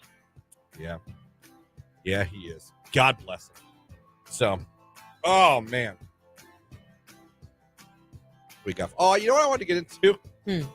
I mentioned this yesterday, and I never got into it, and I wanted to because I think we ran out of time. Remember the country feud I was talking about? The what? The country music artist feud I talked about? Yeah. I thought you were talking about two countries feuding, and I'm like, well, I mean, you've got Ukraine. You've got, my mind's going to actual countries. I told you it was a little tiff. It wasn't and a it's real. fine now. Yeah, and it was never like, I'm not talking about, oh my God, this rivalry is just going insane back and forth. Yeah. But it was funny. On Twitter, as we know, Zach Bryan is a country singer. We actually play one of his songs on the station. Yep. And is that I Remember Everything? Yes. Yep. He has a huge, I won't say cult following, but cult following. I know. Like, he has a grassroots fan base that his shows are packed. Mm-hmm. And everywhere he goes, just almost sell out, if not sell out, plays in front of you. They know all the words to his songs. Yes. But the thing with him is he was having difficulty, for whatever reason, getting on country radio. Okay. You know what I mean? Yeah. And he took to Twitter, or X, and now he's had some success now, especially with that song with Casey Musgraves. But it's still been she helped him bust into that because she's already there. But in many ways, he was already established, just not in that mainstream. Yeah, right. I guess that's the way to put it. And he was talking.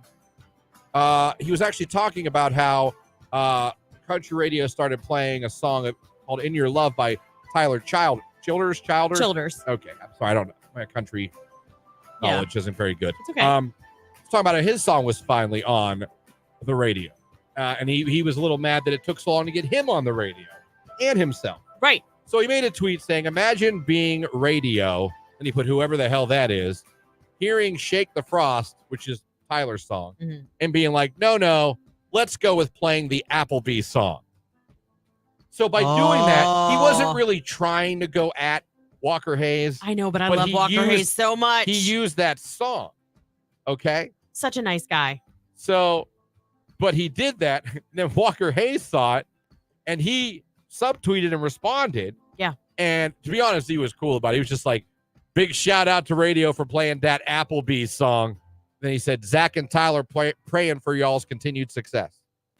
That was nice. He's basically saying, hey, radio, thanks for playing that Applebee song. And right. Hey, you two, I wish you nothing but success. Well, then he was thanking us, too, because did you know that we were the very first FM station in the country to play his song? So much so that we got to talk to him over Zoom. He wanted to say thank you. And during COVID, right? Yeah, it was. So he joined us. Me and Nicolina were on that call with him, and we actually invited some fans to join us too. It was really cool. He's a nice guy. And then Zach Bryan actually responded to that and said, "Not insulting anyone. Meant it with humor, not malice. Different strokes, different folks. Was just bent about the first ever on mainstream radio thing. My bad." So he did kind of like, listen, I wasn't trying to go at you. Just a little check. That's all Walker had to do was just a little like, thank you, like acknowledge and then take the high road. And that was enough to make Zach Bryan realize what he had done. Country music is interesting to me in a couple facets because it's very self-argumentative. And what I mean by that is there's a lot of people that like country music, but only like this kind of country music and only like that kind of country music. Well, do you know what I mean? Yeah, there's different genres. You've got your old school country, you got your 90s country, you got your bluegrass, they're very territorial about what fits country. You know what I mean? Your like crossover country. If you're like you said, that 90s country, you grew up with Garth Brooks and those type of people. Oh, yeah. Brad Paisley. You consider that country, and you really don't consider some of these new bands country. Right. And a lot more country artists now cross over. The lines are blurred. You have a Walker Hayes. You have a Kane Brown. Yeah. You have a Chris Stapleton who does songs with Justin Tim. You have a Maren Morris. Yep. But a lot of people in country in that group, they kind of almost see when you cross over as like a betrayal, or you know what I mean? They do, and I know some people that don't really listen to the newer country that's out there. They stick with what they know, like they grew up on it. So it is just your Garth Brooks, your Alan Jackson. Like I always say, there's like Chattahoochee country, and then there's country. Like now, it's just interesting because in top 40, Bill Vassar. Think about it. I mean, but think about it. Yeah, because I feel like in top 40 music, I would argue we're the most inclusive. I would say so. Because we're playing all top 40, not just one genre of top 40. Especially in this station when we're not a corporate radio station. And by that, I mean, we're not told by, a headquarters somewhere in New York or Atlanta or California, this is what you will play. Yeah. You know what I mean? But even those, they incorporate a lot. There's R&B songs, pop songs, alternative songs, hip hop songs. They're all kind of, you can put on a station like this and you can hear Justin Bieber and you can hear Taylor Swift and you can hear Jelly Roll. You could hear Chris Stapleton. You know what I mean? Yeah. You could hear Nelly, the next song. Top 40 is kind of like that come one, come all, except for rock. Everyone still poo-poos rock. Yeah. Rock is the Nickelback of music. Well, yeah, I get And I that. love rock. But see, you know what? I think some of these artists too are realizing that there is some value to. We talked about sampling and all that kind of stuff. And this kind of took it to the next level. But like Heads Carolina, Tails California, Jody Messina, huge hit back in the 90s. Remember that? Mm-hmm. I do.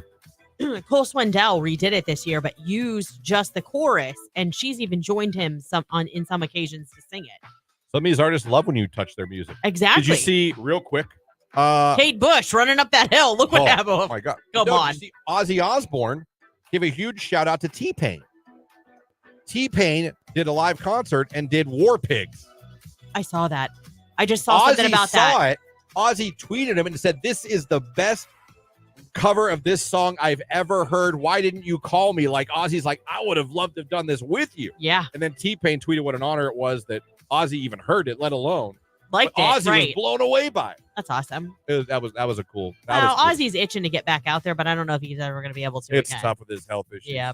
It's a Kid Leroy, Justin Bieber. It's Stay. It's today's hit music, Q92.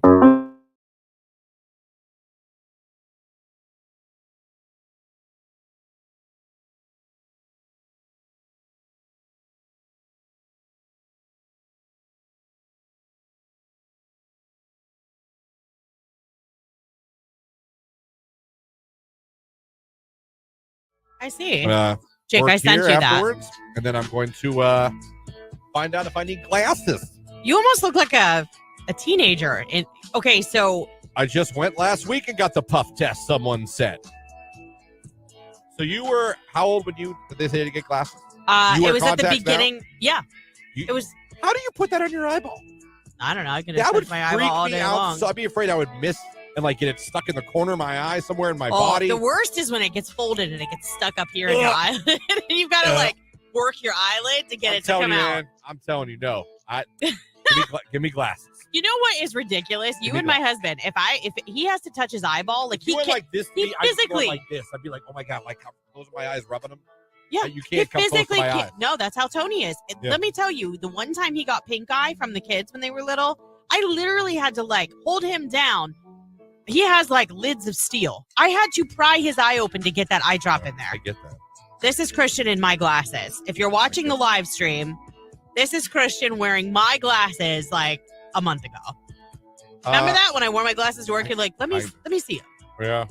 Because you knew at that time that it might be necessary. I got my eyes done yesterday, and yes, they do the glaucoma test. I was diagnosed with glaucoma at 23. At 23. Oh, that sucks. I'm sorry. See, he doesn't look bad, guys. What happens if they need to dilate your eyes? And I'm driving on instinct. Oh, that is the worst. They didn't. The first time they did that to me, told me. I'm sure they would have said, "Hey, have someone drive you down." Well, they gave me sunglasses. They're like, "You'll be fine. Just be careful with your speed because it's hard to focus up close." They were not kidding. I could have been doing 85 the whole way home. I couldn't see the dashboard. I couldn't see the dashboard. I can see the road. Mine hasn't puffered me the last 3 exams. Well, you're so lucky because I hate that stupid test. They have to laugh at the expressions on people's faces because I jump every time. I want to be like. I just remember him showing me the x-ray of my eyeball, and I was like, holy cow. Because I hadn't been to an eye doctor in ever. Yeah. Until like last year when I got on Jamie's. In ever. You never went? How long was it before I went to a dentist? Till like a year ago. That's true. Now I'm like, they love me now. Last time I went, he was like. What, the dentist? Oh, yeah. Last time I went, he's like, I'm really surprised like how good your mouth is now compared to when you came in here. Well, that's because you're on their wall of fame. Of course they love you. You're like their biggest walking testimony. I was. It was like. They're like, Christian's here. It was like digging out fossils from granite. Look, a tooth.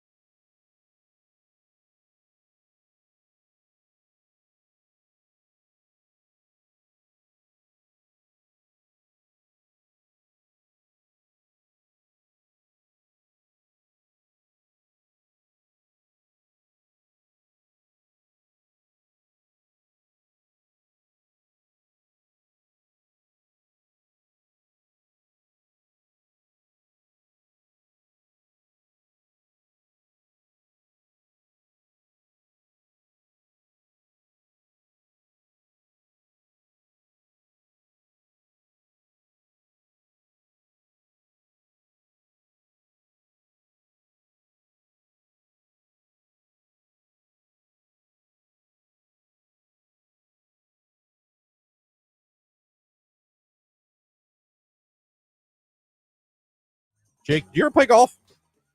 One time in my whole life. Enjoy it?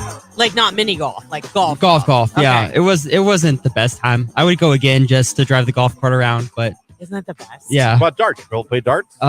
We used to it in the basement when we were kids, but I haven't played darts in a minute. Okay. Did you play any sports in high school? I ran cross country 8th grade in the freshman year, and then I quit. Why'd you quit? I just didn't like running, and I also didn't like the booty shorts and the shorts. 18 people showering at the same time in camp. It was a very Jake's like, I'm out. What the hell camp were you at? Too much. That's what Jake, happens what camp were you at? That's what happens at the Jackson cross country camp. Ask anybody. I don't want to. Wait. Booty shorts and shower. Booty shorts and group showers? I mean, we had that for football. The only time I ever But that was after we played a football game. Everybody was dirty, muddy. They didn't have like individual like showers. Wait, you guys all went in one big shower room? Yeah. Naked? No, in scuba gear. Yeah, yes, naked. It was a shower. Do you have that weird kid that had wandering eyes? No, I got kicked out.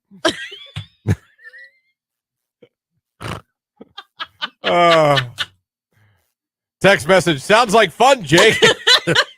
Wait a minute now. I apparently I'm in the same club as Jake, but wouldn't think cross country. Well, it's like a competition. They want to see how many people can fit in the same shower together. Okay, we're done. We're done. We're done.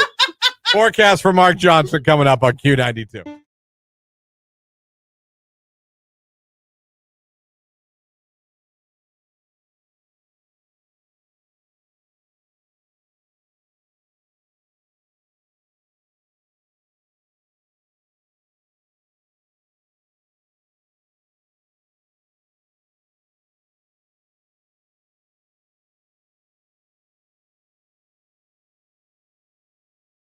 One of the funniest things I've ever as a child laughed at, and I mean I laughed, stomach hurt, couldn't breathe, and I'll never be able to explain it to where you guys would understand how funny it was. I'll never be able for you to be there and understand, because if I explain it to you, you're like, oh, okay. My brother did not understand the concept of bumper cars. Okay.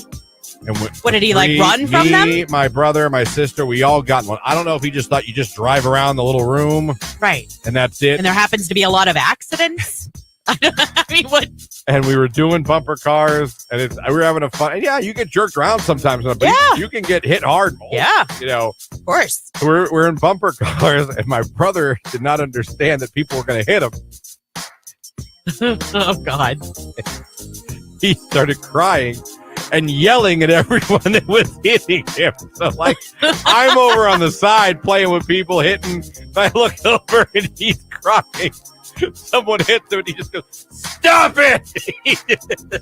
Oh my gosh. Where is Stop hitting me. Okay. And I look over, my dad's dying. My dad's just dying laughing. Like, not telling him that's no, the I don't know point. how he could bumper cars. I don't know what part of that you don't understand. I mean, did he not stand in line and like observe it He was before he so- got in the car? He was pissed crying. He wasn't like, Right. he was pissed crying. You know when Yeah. you're so mad all you can do is cry? Yeah, but did they like pile on him so he couldn't move? Because that's frustrating. I don't know. How old were you guys? We were, all of us, maybe 8, 7, 8, 9. I don't Who's know. oldest? My sister. Okay, and then you, I'm middle. and then Justin's the baby. Yeah. Okay. So I just, everyone was hitting him, laughing, and he's not even trying to drive. He's just sitting there yelling at everybody hitting him. He's just screaming at everybody hitting him. Stop it! Oh my I gosh. just still remember looking over at my That's and my dad's, like, hilarious. clapping his hand, laughing. You know, Yeah. we're like, oh my. Yeah. He didn't understand bumper cars. I don't. Q92 saying goodbye to a legend this year. Who? Did you see this? Well, if I'm saying who, probably not. Well. Not so much a who, more of a thing. Oh, I did see this. Is this about fruit stripe gum? Yipes, stripes, beech nuts, got 'em. Yipes, stripes, and fruit stripe gum. Yipes, stripes, 5 different Never heard this flavors. before today. You haven't? No. Fruit stripe gum. No, I haven't. But yes, you are hearing correct. It is true. Not to mention 5 different colors. They do have 5 different colors. Cherry stripe. But Lemon stripe. fruit stripe gum, around since the 60s, is going away for good. Fiera Candy confirmed that the colorful gum and its zebra mascot, Yipes. I didn't know he had a name. His name was Yipes? Yes. You obviously were not a fruit stripe fan. No, I had it all the time, but I'm realizing I might have been singing the song wrong my whole life just now. What were you saying? I thought it was Yikes. Fruit stripes gum. Yikes doesn't rhyme exactly with stripe. I thought it was stripes. Yikes. Fruit stripes gum. I'm just now at 8:53 in the morning on Friday, January 12th, 2024, realizing my life was a lie. That's It's so Yikes funny. because of the mascot. Yeah, but did you see all these people that were like, "Oh no, don't do it"? Listen, guys, Listen. it's going away forever for a reason. It was, listen, 2 things are true. All right. Was the flavor gone within 15 seconds Yes. and you were chewing nothing? Absolutely. But was that 15 seconds a burst of flavor, sums the which could never be matched? It's true. When you first popped in 2 or 3 of those bad boys, 2 or 3 because you had to You keep had the to. flavor longer. you were hoping to get a full minute. That gum was incredible. Just incredible. I kind of feel the same way about juicy fruit. Juicy fruit is going to move you.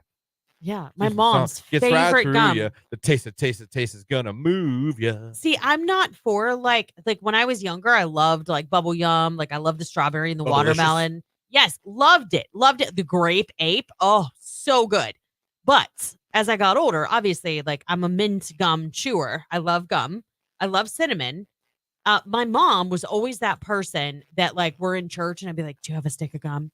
First of all, she would tear it in half like she was rationing. It was a depression. Right. Exactly. Yeah. And second of all, it was always juicy fruit. And I would get mad because it was so good at first, but it was the same thing as fruit stripe. Did not last very long at all. Yeah, but juicy fruit had a unique flavor. Yeah. And I liked it. But man, when you put a fruit stripe, I thought it was yikes. I cannot believe I thought it was yikes forever. Yikes That- stripes, not yipes stripes. No, I didn't. I didn't even know the giraffe had a name. I thought it Well, what kind of did you rhymed. think? You just thought they were saying yikes? Stripes, fruit stripe gum. I just thought they were just like, they're all excited. Like, yikes, gum. I was wrong. That's embarrassing. Just now At realizing least you owned it. right now I figured that. Not yet, not like years ago. I found out today I was wrong. That's fantastic. Chainsmokers and Coldplay. It's something like this. It's Q92 Morning Show.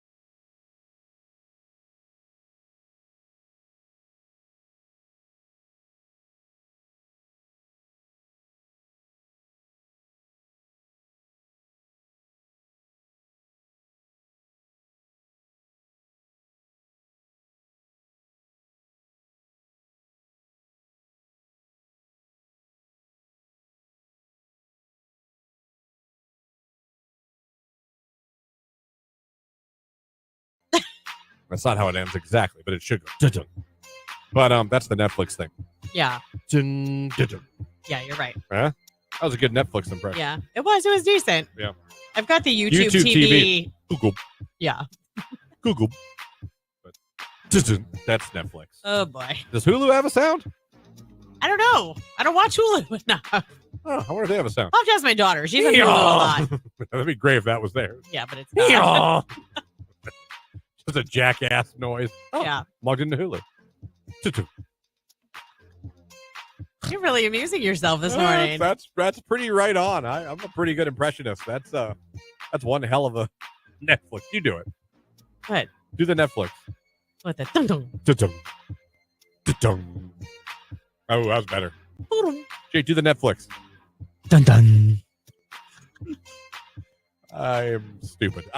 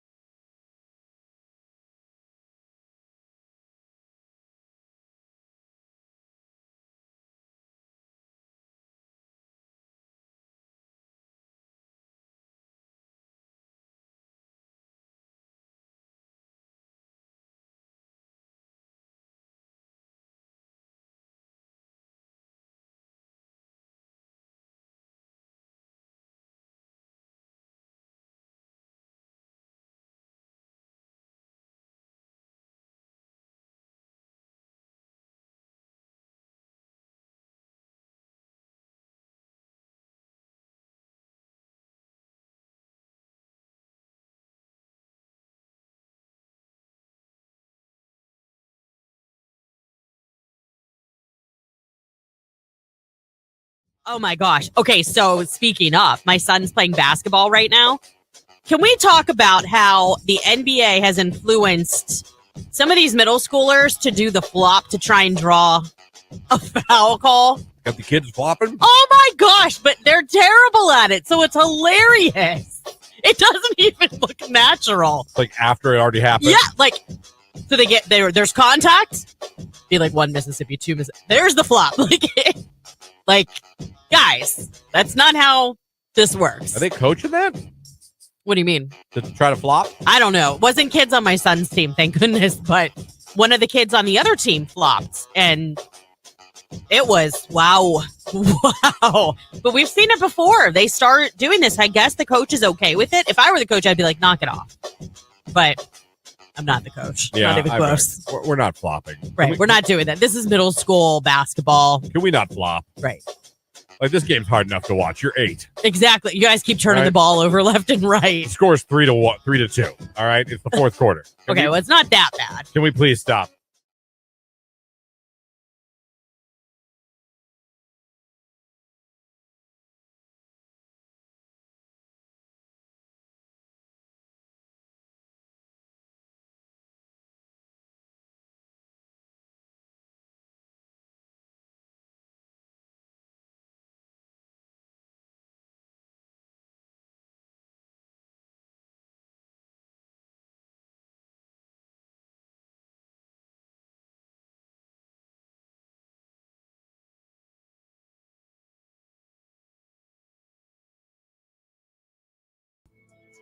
When I was younger, I would set an alarm for like 1:30 a.m. so I could wake up and realize I still have 5 more hours of sleep. Are you serious? I mean, That is awesome. I will say it is a little serendipitous, like when you wake up to go pee and you're like, I know my alarm's going to go off in 30 minutes, and you find out you have 5 hours of sleep left. That is a fantastic text. That's awesome. You literally wake up to let yourself know. They created that for themselves. You've still got hours of sleep. That might be the best thing I've read this morning. My alarm is set for 5:30, and I hit a 5-minute snooze every 5 minutes until 6. Okay, so half an hour of this up and down, up and down. Wake up, doze, wake up. I wake up every morning. The alarm clock is 5:45 to the music and sounds of Q92. Aw, well, thanks for waking up with us. Crypto Dad here. My son, who is a sophomore, just told me he sets an alarm for 6:30, then another one for 6:32, then for 6:35. He gets up, eats breakfast, and sets another alarm for 6:55 so he can go back to sleep after eating a quick breakfast and wakes up at 6:55. Oh, my gosh. That's a lot. Oh, he actually God. gets himself out of bed and eats and then goes and then back gives to himself bed. more time to go back to sleep. This is fantastic. This is a great social experiment we're having right now. Yes, it is.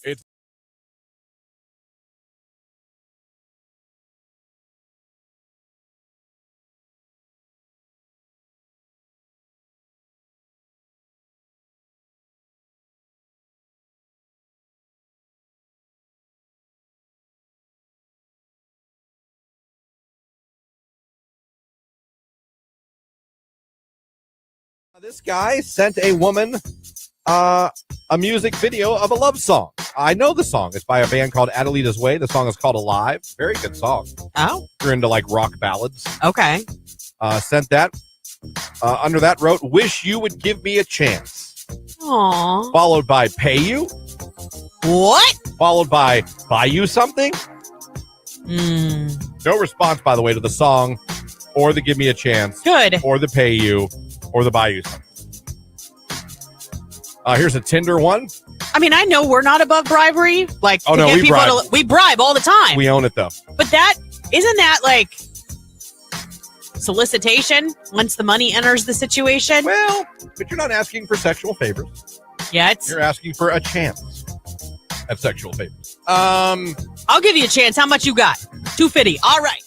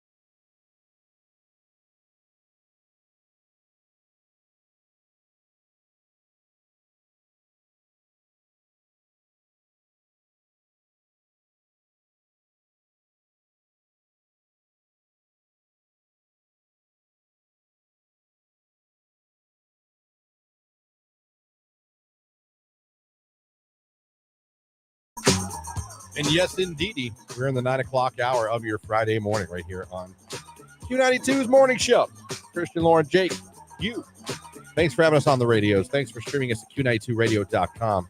And if you're watching on Facebook, YouTube, and X, thank you as well. We appreciate any way you are checking us out this morning. You guys are awesome. Again, thank you to Jeff Timmons from 98 Degrees for joining us for a few minutes early on in the 8 o'clock hour. We're going to be posting that interview on our YouTube page. We'll also put it on Facebook for you guys to go back and watch and listen to. Hear what they're up to as getting ready to put out new music this year. It's funny, like our generation now, we're in our late 30s, our 40s, our early 50s. We're kind of all there, and we kind of all have careers and jobs and money now, and we want to go buy tickets to see these acts. You know what I mean? That we grew up absolutely. We would have died back then to go to one of their concerts, but we couldn't afford it. That's why, like, these 90s tours that's why they're everything. And they go so well. That's why, like, I give credit, like, new kids, they get it. That's why I sat front row. I literally could have reached out and been, like, touching. What do? The new kids. They chill and go out on tour every summer. Yeah. And they grab a Debbie Gibson. They grab a Boys to Men. They grab a Tiffany. That's how I got to hug Jonathan. They grab a Salt and Pepper. Yes. And they go out just for the summer. Yeah. And they make some money. And they give us some awesome nights out at places like Blossom or They sure PA do. or Are you kidding Rocket me? Mortgage. I was gonna say Rocket Mortgage. I mean, it was pretty. Ripping on you. I'm just saying it was pretty full for That's what New I'm saying. Kids on the Block. Why I'm like, and now like that's the 80s generation. Now the 90s generation is starting to realize, wait a minute, there's some money to be made here. These guys are smart. Yeah. Come on, Justin. Come on, Justin. Follow the footsteps of 98 Degrees. The Backstreet never went away. To their credit, they never stopped making music. No, they didn't. So I'm just saying. Be cool. I hope 98 does come around here. I really do. Me too. That'd be cool. I hope they end up coming somewhere around here, Blossom or Yeah, we'll get them back on the show when Yeah. they're close. it'd be kind of cool. So again, that'll be back up on our social media here in a little bit, so you'll be able to go back and watch the interview with Jeff Timmons. Thank you to him for joining us here on the show. Now, normally the 9 o'clock hours, just to let you know, we usually talk to the Hall of Fame Village. Due to some scheduling conflicts, they couldn't be on today. They will be back next week. They have a lot of news to share with us. Yes, they do. And don't forget, Next week. this is the last weekend, you guys. I know the kids have a long weekend from school. If you were like my kids, you definitely have Monday off, but my kids are even off today. This is the last weekend that you can go tubing for Winter Blitz. Get over to HOFvillage.com, reserve a time, take the kids over, let them have some fun. Winter Blitz. There's a lot of cool stuff going on too. Like if you like characters, like you Bluey lovers and fans and stuff, they're going to be there on Sunday. There's other characters that are there on Saturday, so make sure you check it out. It's Dua Lipa right now. It's Houdini. It's 9:09. It's today's hit music, Q92.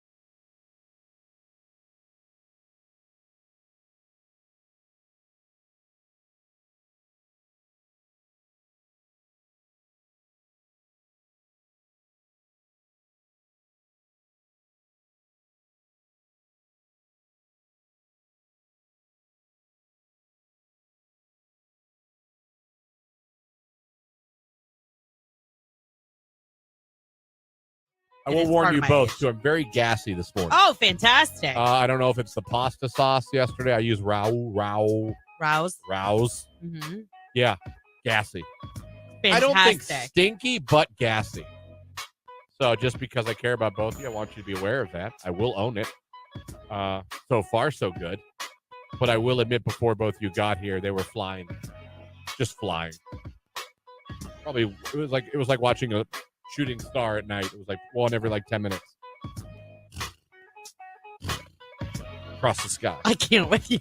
Only, I can't deal with only you. with farts.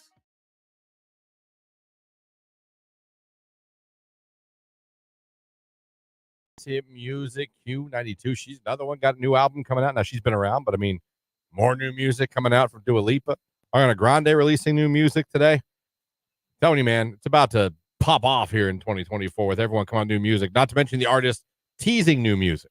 Well, and when you think new music, you obviously think tour. So, yeah, I mean, we're just, I see it coming. It's about to like bust wide open. There's going to be so many announcements coming up about tours coming to the Cleveland, Akron area.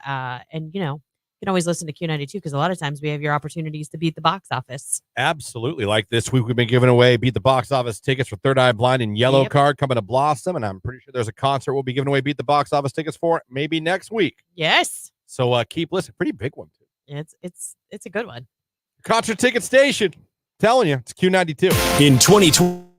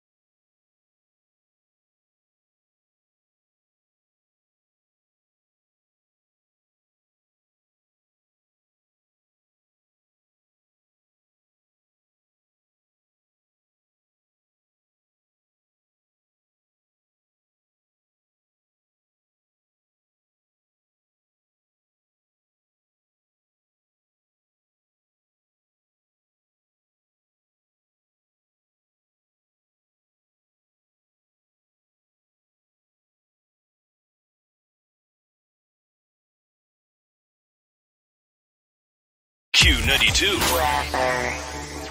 All right, here comes the next winter storm. It's going to be in the form of rain by late afternoon. Could mix with a little sleet or wet snow. It's going to be windy. A wind advisory through Sunday early morning. Winds could gust to near 50 miles per hour beginning today. Our high today, lower and middle 40s. Hold on to your hats. I am Mark J. Weather from News 5.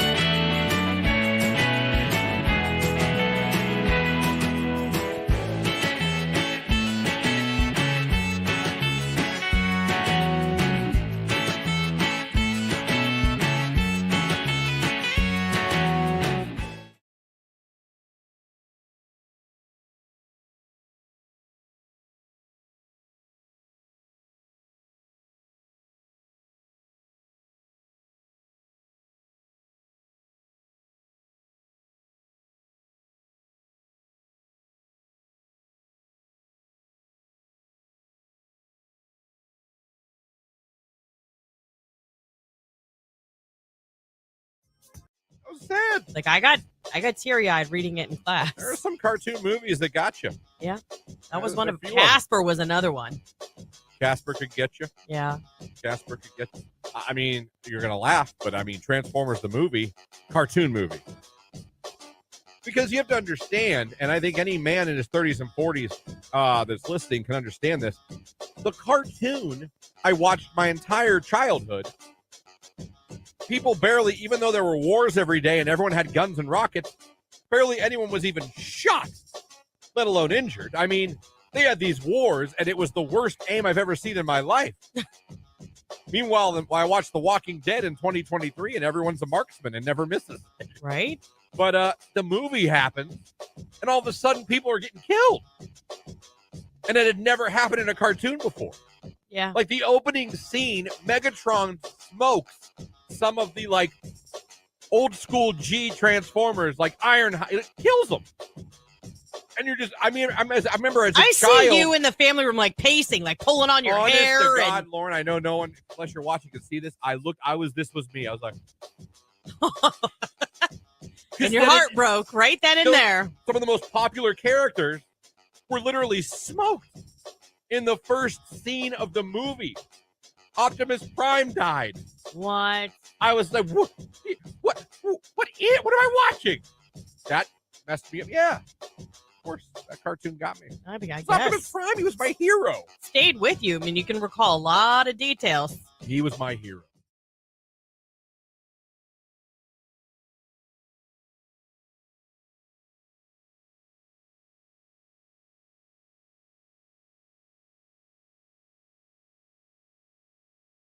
Miles, late night talking right here on today's hit music. It is Q92. Morning, everybody. Christian, Jake here. Lauren will be back momentarily. She got pulled out for something. You know what for, Jake? No. She's left us. She has. Yeah. Sad, isn't it? Yeah. Well. You miss her? Not yet. Not yet. If you're watching on the stream, we'll just show I like just showing the empty chair. We just show the empty chair. I always enjoy looking at that. Oh, look who it is. Oh, look who remembered. Okay, listen, guys. I have another job at the station, and sometimes it requires, in a pinch, for me to step out of the studio. You would think, because it is Christian and Lauren in the morning with Jake, that they would have my back, and they wouldn't make fun of the fact that sometimes my butt is not in this seat when it is supposed to be. But no, we're going to just make a mockery of it. Yeah, pretty much every time. Thank you. To be fair, I did try this time. I put me on the screen and I took you out. He did. Thanks for the effort, Jake. Then I just said I just mentioned I just like seeing the empty chair. I don't even see myself right now. I don't know what's going on. You're on. Oh, am I? I'm actually watching right now. Oh, yeah. It's not on my screen. Look, it's a black screen. I see you. Oh, that's fine. Hi. There you are. Guess what time it is? Are you not giving me another quiz? I've got a quiz question Come on, for Christian. you. It's time to play the game again. Gosh. Jake, what is she on the air? Ooh. Now, 1-0? now, Jake, it is kind of your job. I thought it was 1-1. No, for the year? Yeah. We played twice?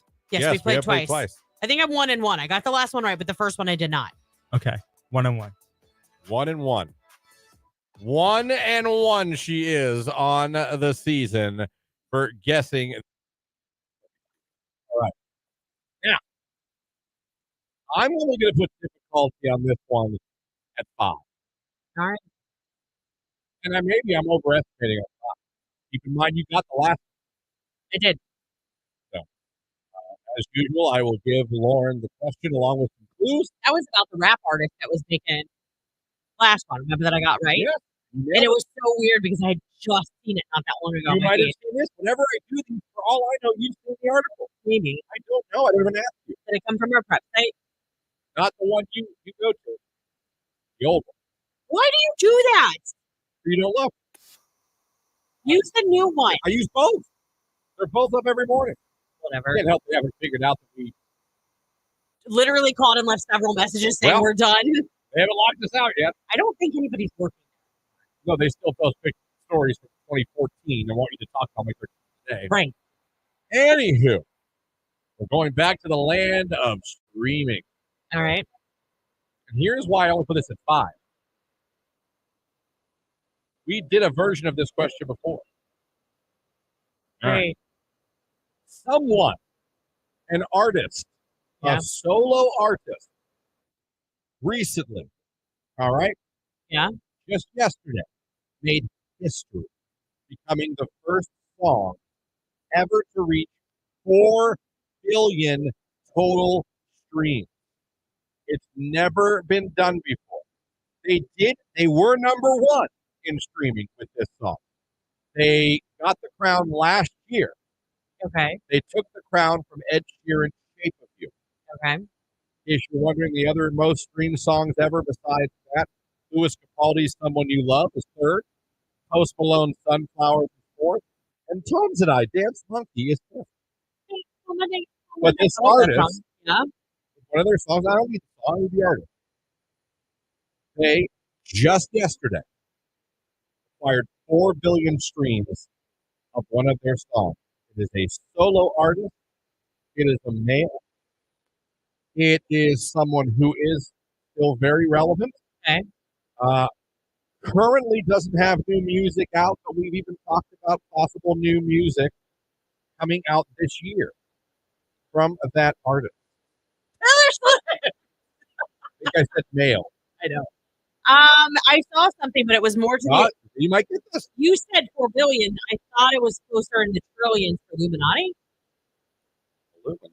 Illuminati. You know who the hell that is?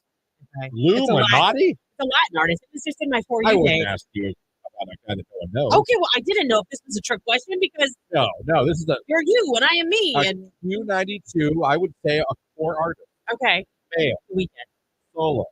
The Weeknd is your guess? Yeah. Are you serious? The Weeknd is correct. Blinding Lights. Well, I was just trying to think of big male artists that we play all the time. We don't play Illuminati or whatever the hell you said. Yeah. Illuminati. Are you sure? Illuminati? I don't even know. I've never heard that name until you just said it. I've heard of Benny Blanco. I've heard of the guy who's singing Louis Fonsi, Despacito. Mark Anthony. I've never heard of the guy you said. Yes, The Weeknd, Blinding Lights, the most streamed song ever. I went back to my For You page. Streams. That's the label. That's the Latin label. Oh, it's not even a person. I went back to look at the article that I saw earlier this morning. Good Lord. I was like, well, I don't know. I don't even know Spanish. All right, well done. See that? You get mad. I told you difficulty was only 5. Yeah, you're right. If you were to go with the biggest artist that we play on the station, I would say probably The Weeknd is up there. He's been around a long time. If you're talking same levels like Ed Sheeran. Well, not that, but how many radio smashes has he had? Just smashes. I'll go with you on that. That was fairly easy. That was easy. Right. Like, could use my own brain power to answer that. Yeah. Wasn't bad. And again, I take a little umbrage. I do not try to trick. Nor do I come up with, I would never like Illuminati or whatever you say. It's a label. I usually give gender clues. I try to give I even say older artist, doesn't have new music out. I try to do that. I always give clues. It's fun to play that game. And Lauren is now 2-1. I am. Let it be known. On the season. Jake, if you could make a note. All right. I have a sheet. You won't remember. I have a sheet. I have a Google sheet. Okay, well then how did you not know that I was because listen, good point. No, I won't know because I didn't have the Google sheet up because Christian goes, let's play the game. Jake, what's she at? Oh, he didn't tell you ahead of time. Yeah. I got so you. I didn't have time to open the sheet and find it. All right, fine. Listen to Donnie Deflector over there. Gosh. What about him? All right, I'm sorry. It's my fault. But I like to play the game. I just saw the article. I was like, oh, the game. I love playing the game, probably more than anybody else. Well, it's because you like to make a arse out of me. I've never understood how you feel like I'm trying to humiliate you by making you play a trivia game that you're 2-1 in. I'm usually wrong, though. Last year's record wasn't so hot. It's New Year. New year, new me. The Bears next year in 2024. Does 2023 have anything to do with that season? No. Nothing. You're 2 for 3. I Fantastic. Can't wait till the next one. You might get on a run for all. Yeah, you say that. You're like, I can't wait till the next one. I'm going to crush her. I tell you what, that hurts my feelings. Oh, does it? It really does. This Tin Man does have a heart. Mm-hmm. I tell you. But 2-1, folks. Pay attention. You never know when the next one's going to come up because I never know. Maybe I'm this year's dark horse. When the next one. Well, you're the only one that plays. I still want. Touche. You're always be in first place. I do look forward to the first contest where we can do One Tree Hill trivia. And I tell you why, because Me too. I think I'll be good at it, but then 2, I do think it has been a while since I've watched it. And Listen, I wonder what I forgot. This is my warning for you. I thought that I knew anything and everything about the new kids, and then you stumped me with a question of the order in step by step that they do their step 1, step 2, and I thought I could do it, and I could not. So, you've been warned. All right. Jake, you know how I would say ask me trivia about One Tree Hill. Lauren would say ask me New Kids trivia. Or Gilmore Girls. Or if I there could was totally something, nail that. If there was something we were ever going to do with the listeners, and I was like, Jake has to answer trivia question about this. And Jake would be like, I know what it is. I think I'd be really good at this. What would it be? It wouldn't be a show or person or group. It would have to be like a reptile or animal. Really? You couldn't answer SpongeBob? Oh, SpongeBob, yes. Thank you. Okay, SpongeBob, It'd be yes. SpongeBob for Jake. I think what we'll do, all right, so we've officially declared. I am One Tree Hill, and I'll go... I'd be okay, but I know you'd be better. One Tree Hill, Bon Jovi. Okay. I'll declare. I am declaring New Kids and Gilmore Girls. And you're declaring SpongeBob and Reptiles? Yeah. We should do next week with one of our giveaways, whatever it is. We'll have listener's choice, which means we have to be prepared for all 3. Jeez, yeah. We got to have trivia for all 3 ready to go. But what we'll do is we'll do a dealer's choice. We'll take a caller, and they can decide. Do I want Lauren to play for me, Christian to play for me, or Jake to play for me? Okay. And then when they pick, then we're either going to ask SpongeBob questions, New Kids, or One Tree Hill questions. And then if that person doesn't win, we go on to the next person. Well, we already did New Kids for me, so my next one could be... It could be, or we could go Gilmore back to New Kids, or we go to Gilmore. And then you get to pick, and then that person, whoever you pick, gets to try to do trivia 2 out of 3. They got to get 2 out of 3 of the topic they think they're good at. Yeah, and that's how you win the tickets. How about that? None of the 3. This way to make it more fair for you. Thank you. You don't know which one of the 3 of us is going to play. I appreciate you taking my feelings into consideration. Oh, I told you, Tin Man has a heart. Yeah, he does. So now all 3 of us will be on edge. I hear it in there. Boom, boom. Yeah. All 3 of us can be on edge. Any one of us. I love it. Can be selected to try to win tickets for somebody. Good. We'll do that. We'll do that next week. We'll pick a day when we know we have something. Yeah. It'll just be roulette. It'll be whoever the listener picks. Radio roulette. And one of us will either get you tickets or screw you over. Yeah, it's who do you believe in more? Woo! SpongeBob and Reptiles. That's going to be weird to type in reptile trivia. It will be. I'll be better at coming up with questions for SpongeBob because that one actually I feel like I could maybe rival you in because I've seen so many episodes. And it's easy to Google Gilmore Girls trivia question. Yeah. Or Google One Tree Hill or Bon Jovi. Reptiles is pretty. Oh, I bet you there's probably some out there. Oh, yeah. Let's do first blush here. Reptile trivia. I mean, it's been typed in. Google has seen it before. 67 unexpected questions about reptiles. Oh my God. 19 facts you most likely didn't know. 10 fun facts. There's plenty of material here about our disgusting reptilian friends. Let's scroll down to a random ass one. I'm not going to do the first one. Let's just give him a test route. Jake, you're not going there either, are you? You're not looking? No, I'm not looking. You weren't searching with us. All right. What is the first reptile that was sent into space? Yeah, I'm not going to know this stuff. Okay, so he needs to know more actually about... Yeah, let's just do SpongeBob. I will nail the SpongeBob once. I know every line. How many species of turtles are there? 35. No, more. There's way more than that. I have no idea. Okay. Yeah. He's going to have to go with... Hold on. Let's try this. Let's do This is... I will nail the SpongeBob. I have SpongeBob trivia cards. It's a game my friends and I play. Okay. Which snake species is the best swimmer? Ooh, the water snake. I don't know. The moccasin? The sea crate. Yeah, Jake, we should probably get rid of reptiles. Yeah. That's funny. What's Plankton's first name? Go. Sheldon. Yep. One more. We got to give him another rapid fire. What's the name of the bar that SpongeBob tries to get into by acting Salty tough? Sassoon. Yep. He's got this. It's not a race. You don't have to All right, man. All right. SpongeBob's looking pretty good next week if you want to win tickets. It's Olivia Rodrigo. It's Get Him Back on Q92.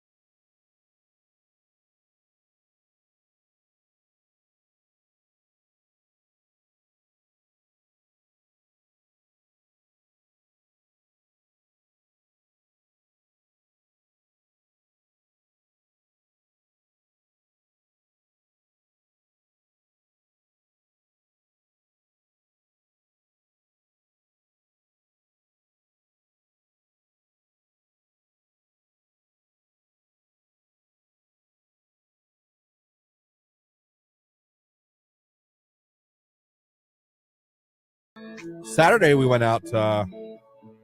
We took the kids swimming at his grandfather's. Oh, that's Jamie's, fine. her father's. We went over there and we swam. Yeah. Did that. Then, unfortunately, we tried to eat food afterwards. And I had 2 consecutive awful ordering experiences. So, like, you DoorDash? Where I went. No, Okay. we tried to go. It was, first of all, it was weird to begin with. Watch the time. Okay. It was weird to begin with because I suggested after swimming, hey, why don't we all just go get someone little? I don't want to go to like an expensive sit-down. Right. Somewhere, I don't care if it's fast food or just a place that's quick, not that expensive. Let's just grab a bite while we're out. I was like, yeah. And then somehow we end up going to Mexican, which if you know me at all, you know I can't stand Mexican food. I love it. As far Mexican food as I go is Chipotle. So the whole time we're driving, I'm like, if this was my idea. And it got hijacked. And somehow we're going to a place where everyone knows I won't like any of the food. But I'm thinking there's got to be something, right? Got to be something. No. Maybe they have an American menu or some stuff. I know Don Poncho's has actually an awesome American menu. Yeah, their fries are so good. Burger, fry, the grilled cheese. It's awesome. This place did not. Okay. So I decided, I was thinking, okay, I like Chipotle. What if I get a burrito? And I'm just very specific to the man. And I say, I just want steak and rice. Yeah, simple. Seems like, okay, that might work. Right? That might work. I didn't take into account that I was in an authentic Mexican restaurant. So I explained this to the gentleman, and he nodded many times. I got it. I said, just, burrito, just steak and rice. You don't want this. I don't want that. You don't want this. I don't want that. Do you want this? I don't want that. I thought I just said I wanted just steak and rice. In my head, I said this. I'm like, I thought I made this pretty clear. I was going to say, did you say this to the waiter? I said that steak, doesn't sound like and he just kept questioning other things that, like, I said I didn't want on it. Right. And I spent He was making sure. a good couple minutes going, no, just steak and rice. Just steak and rice. Do you want tomatoes? Just steak and rice. Do you want this? Just steak and rice. And somehow that wasn't working. So it comes out. And it wasn't steak and rice. First of all, my own fault. I probably expected to see something looking like a Chipotle burrito. And it came out like this very loosely wrapped, I guess, burrito, if you will. Now, first of all, there was cheese on the side and cheese drizzled on the top. I have no idea where the cheese came into the picture. After I spent 10 minutes saying, just steak and rice. Just steak and rice. Well, but they love to garnish with their queso. Just steak and rice. And most people would appreciate that. Queso I drizzle. looked at that and I felt bad because the girls both looked at me like, oh no. And I looked at my plate. I looked at them. I looked back at my plate. I just thought, here we go. Scrape off the cheese. My poor fiance was trying to, oh no, we can fit. I'm like, it's fine. Please sit down. Please sit down. Because she's starting to get up, coming over to my plate. Like, please sit down. I love you. Please sit down. Let's not make a scene in the damn Mexican restaurant. I get I'm that. the picky eater. Yeah, but she felt bad because she probably knew, like, he doesn't even like this to begin with, and that's what he got. Oh, God. So I scrape off the cheese. Then I go to pick it up. And the whole GD thing just falls apart. It was so wrapped loosely, it just Right. it looked like a piece of bologna. The rice is orange. I was like, what the hell is orange rice? Well, a lot of times they'll put like salsa or tomato paste. Like that's how you make Mexican rice. That made me like, oh, here we go. This is just great. So I mustered it down somehow to say it didn't taste good, in my opinion, realizing that I don't like Mexican food and everyone else does. It was awful.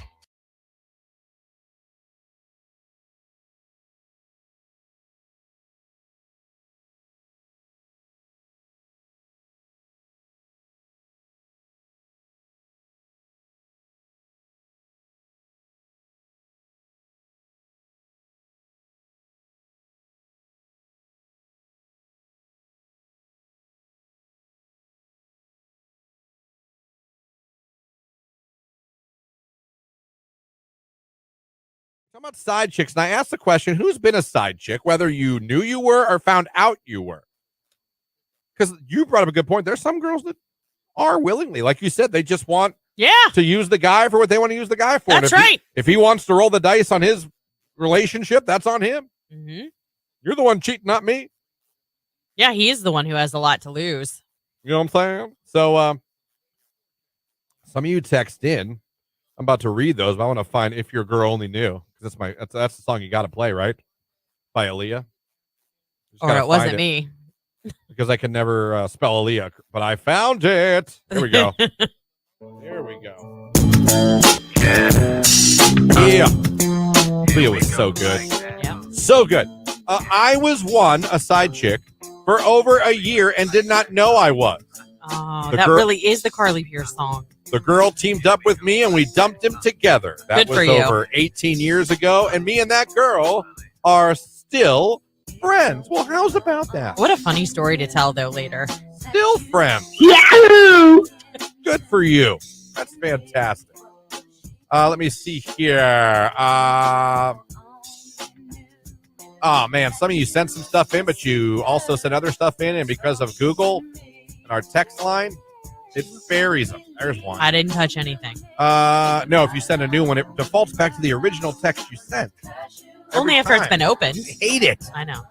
I was a side chick because I found out my boyfriend at the time had another girlfriend. It's hit music. It is Q92 941. You guys excited for the Browns tomorrow? 4:30. NBC. Live from Houston, Texas. Flacco and the Browns in the playoffs. Round one after an 11-win regular season. Yeah, I'm excited. I am a Bears fan, but I'm an Ohio kid or man. Grew up rooting for the Browns. Grew up with Bernie Kosar, Webster Slaughter. I'm like Merrick Metcalf, Leroy Horde. I know Browns fans have been through it. And I think this is really cool. And I think they can win it. I don't think it's going to be as easy as last time we played them. No, last time they were without C.J. Stroud. This time, C.J. will be playing. We have Amari Cooper back, which is great news. Yesterday, a knee injury with Denzel Ward. So we'll see how that pans out. But Delpit's back. He is back. Delpit's back.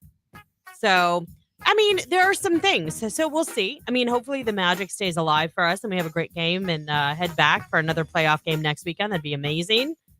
But we'll see. Either way, I'm proud that we got this far, especially in spite of everything that went down this season with the quarterbacks, the injuries. I still think there's hope for a great year next year. Absolutely. I'm excited. I'm looking forward to it. I'm predicting I'm going to go ahead and say the Browns win. What do you say? I'm going to say they win, but where are you watching the game? Home with the fam? Yeah, we have that theater space in our basement. We have 100 and some inch screen, so it'll be down there. I'll be watching it at home. Yeah. With my sound bar, my 72-inch Sony television on Vivid. Now, the only question is I asked you earlier, Blackstone or Flacco Flock? I don't know which way to go for food. Flacco Flock. You think? Yeah. I mean, how can you not? Yeah. Flacco Flock. Jake, where will you not be watching the game tomorrow? Tomorrow, so I'll be at home doing nothing. Do you have any interest in watching the Browns? No. Okay. Zero. And here we are. We're like so excited for tomorrow. And he's like, whatever. Go Brownies. I hope we're talking about a victory on Monday and who the Browns are playing next. Go Browns, 4:30 tomorrow. Yeah, and don't forget, Browns actually may have some people in attendance in their stadium if this winter storm heads toward Buffalo.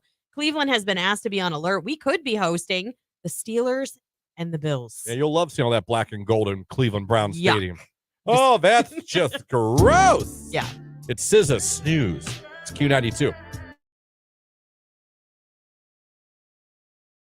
Oh my God, you just triggered my memory. Oh, you're welcome. But I don't have time right now. Oh. Yeah, do I? Come on. I got like 3 minutes to Talk tell this fast. incredible story. Oh, well. Maybe not incredible to everybody else. I take that back. Possible incredible. No, I had a dream, and I poop you not. I had a dream that I talked NSYNC into a one-night only reunion. Like, I had a dream. That was your dream. Literally. Yes, last night I dreamt, and I'm not making this up. You said that, and it just triggered my memory. That's so crazy that happened. But I had a dream that I was in some group of hotels with NSYNC, and Justin, the other guys there, and then Justin happened to be there, and I literally just got them all in a room. You're like, listen, guys. Well, I was mainly directing my comments at Justin because I feel like the other four are like ready to go. Well, yeah. I was like, look, They've had their bags packed for a while. and it was like it happened that night. I was like, let's just go out there and have fun. One night, no one has to commit to anything. And they were like, all right. No one has to like, and they did. Wow. And they did. Look how much influence you have in your dreams. I just sold it to Justin. Like, listen, not even worry about a tour, no press. Let's just go out here. I don't know if we were Coachella. I don't know where we were. It doesn't matter. They did it. Lilith Fair. I don't know where we were. Right. But I was like, let's just forget. There's nothing above tonight. Right. But let's just go out there and have a good time. There's no reason we can't have one show. And they were like, yeah. And that's how they talk. And then they went out there and they Your did dream. it. Yeah. Probably a terrible story, but I told it anyway. I got NSYNC back together in my dream. I wish I had good dreams like that. I don't have very many dreams. Wasn't listening to NSYNC yesterday. Wasn't talking about NSYNC yesterday. Didn't watch a show. Like nothing would have put that in my head. Isn't that weird sometimes, like why things come to you in dreams, though? Sometimes I get it because you watch them. You're watching a show, listen to music. I think you really care about this reunion more than you let on. That's probably why. I think I've been very open about the reunion. No, I know, but I'm just saying, like, you really are holding it in there. And Yeah. In my dream, in a hotel room, I talked them into getting back together. Good for you, man.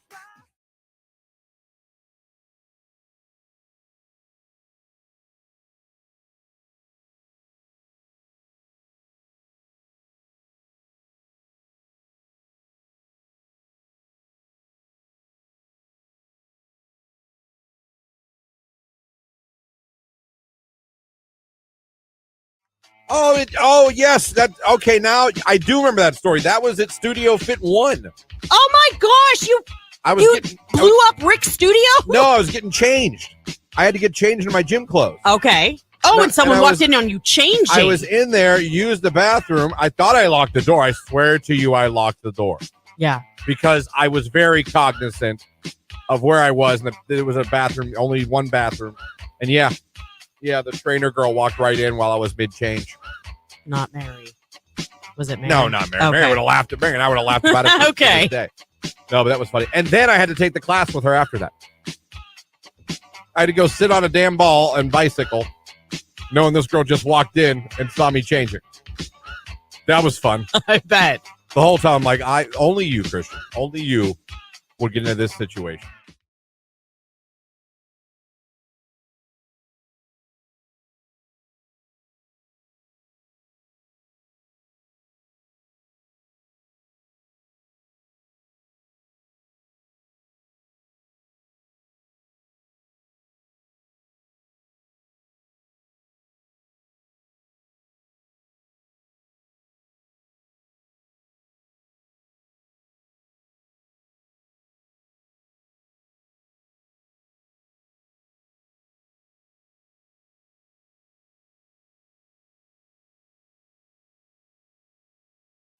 Here's one that came in. These look like Instagram DMs. Hello. Unanswered. You alive? Unanswered. Hello. Unanswered. She should have been like, nope. Just left it at that. Brown face emoji.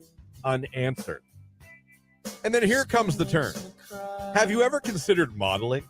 The reason I ask is that I own and operate a model and talent business management agency. I'd love to discuss business with you if you're interested. Unanswered. Hey, just following up, I'd still love to discuss business with you. All unanswered. So from flirting to I own a model agency, meaning he has a cell phone, and then following back and saying he'd love to discuss now business with her. Why didn't you lead off with your business? Do you know what that reminded me of? Did you ever watch The Goldbergs? Either of you? I did not. Although I know the show is people love it. Yes. There was a guy that owned a photo place at the mall that would like always randomly show it. He did glamour shots, but it was like the cheesiest operation. Like that's just what I pictured. Like, come let me take pictures of you in my CD studio with my phone. Unanswered. Flipped it from trying to say hello to I own a business. And the attempt to save it. That girl was smart. Run. We're going with Dummy. Yeah. Yeah. And again, we're going to go with Dummy. Yeah. Yeah. And one more time. Dummy. Yeah. Yeah. I also hit one because you put the frown emoji in the conversation because she wasn't responding. To and through, people.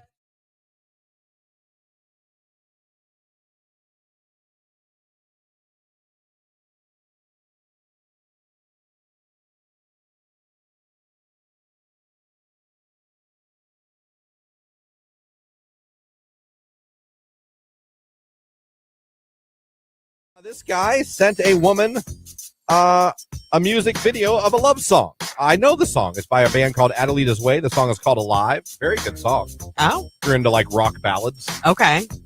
Sent that. Under that wrote, wish you would give me a chance. Aww. Followed by pay you. What? Followed by buy you something. No response, by the way, to the song or the give me a chance. Good. Or the pay you or the buy you something. Here's a Tinder one. I mean, I know we're not above bribery. Like, oh, to no, get we people bribe. we bribe all the time. We own it, though. But that, isn't that like solicitation once the money enters the situation? Well, but you're not asking for sexual favors. Yet. You're asking for a chance at sexual favors. I'll give you a chance. How much you got? $250. All right.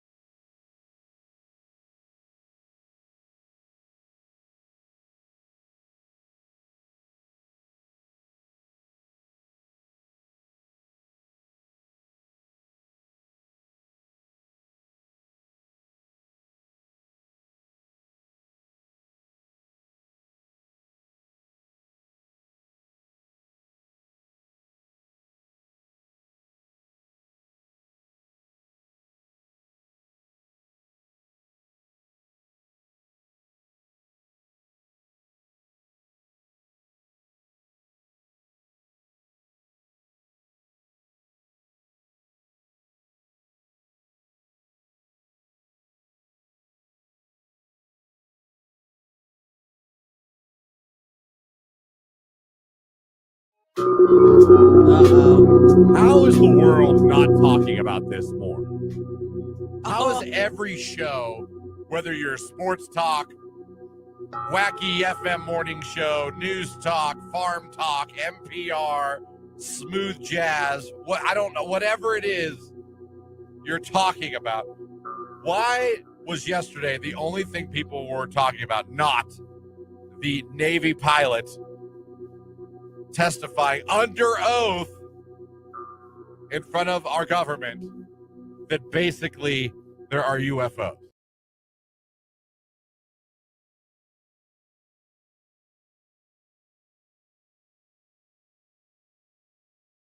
Today's hit music, Q92. If you have not gone onto YouTube or wherever and seen his speech was it Congress yesterday? Oh, Jelly Roll. Yes, the Senate. It was the Senate. The Senate, I'm sorry. Do yourself a favor. Go watch that. You'll be glued to your seat. You'll be enamored, and you'll probably love Jelly more Jelly Roll more than you do already. You know, it was a part of my news piece this morning that aired, but I loved what he said. He said, I used to be a drug dealer, and I was a part of the problem. Yeah. Now I want to be a solution. So I think it says a lot about him as a person. You know, all these people that have gone to see Jelly Roll in concert knows it's more like a gospel, a movement, like a church sermon. He really is kind of like a minister to those that are struggling with addiction and, you know, drug use. And he really has lived it. And so he can preach it. Yeah. So kudos to him, though, for taking the step to go to Senate to say, hey, I'm here. I want to help. You didn't, any chance you watched Cat Williams on Club Shay Shay? I didn't last night just because we went and saw Mean Girls. Fair so enough. I had other plans. Fair enough. This weekend, maybe. Get a moment. Check that. Well, not a moment. It's like 2.5 hours. You have 2.5 hours. Okay. It'll fly by. Okay. That's fair enough. That's going to do it for us here today and for the week. Thank you guys so much for spending your morning with us here on Q92, streaming at Q92radio.com. If you're watching on Facebook, YouTube, and X, thank you guys so much. We appreciate you checking us out every morning. Big thank you to Jeff Timmons from 98 Degrees for checking in and spending some time with us. We're going to be posting that interview on our social media here within the next hour. Yep. So you'll be able to go on the Q92 YouTube page. We'll post it on Facebook, on X. So you can check out our conversation with Jeff Timmons. And good luck to 98 Degrees with their new album coming out this year. Yep.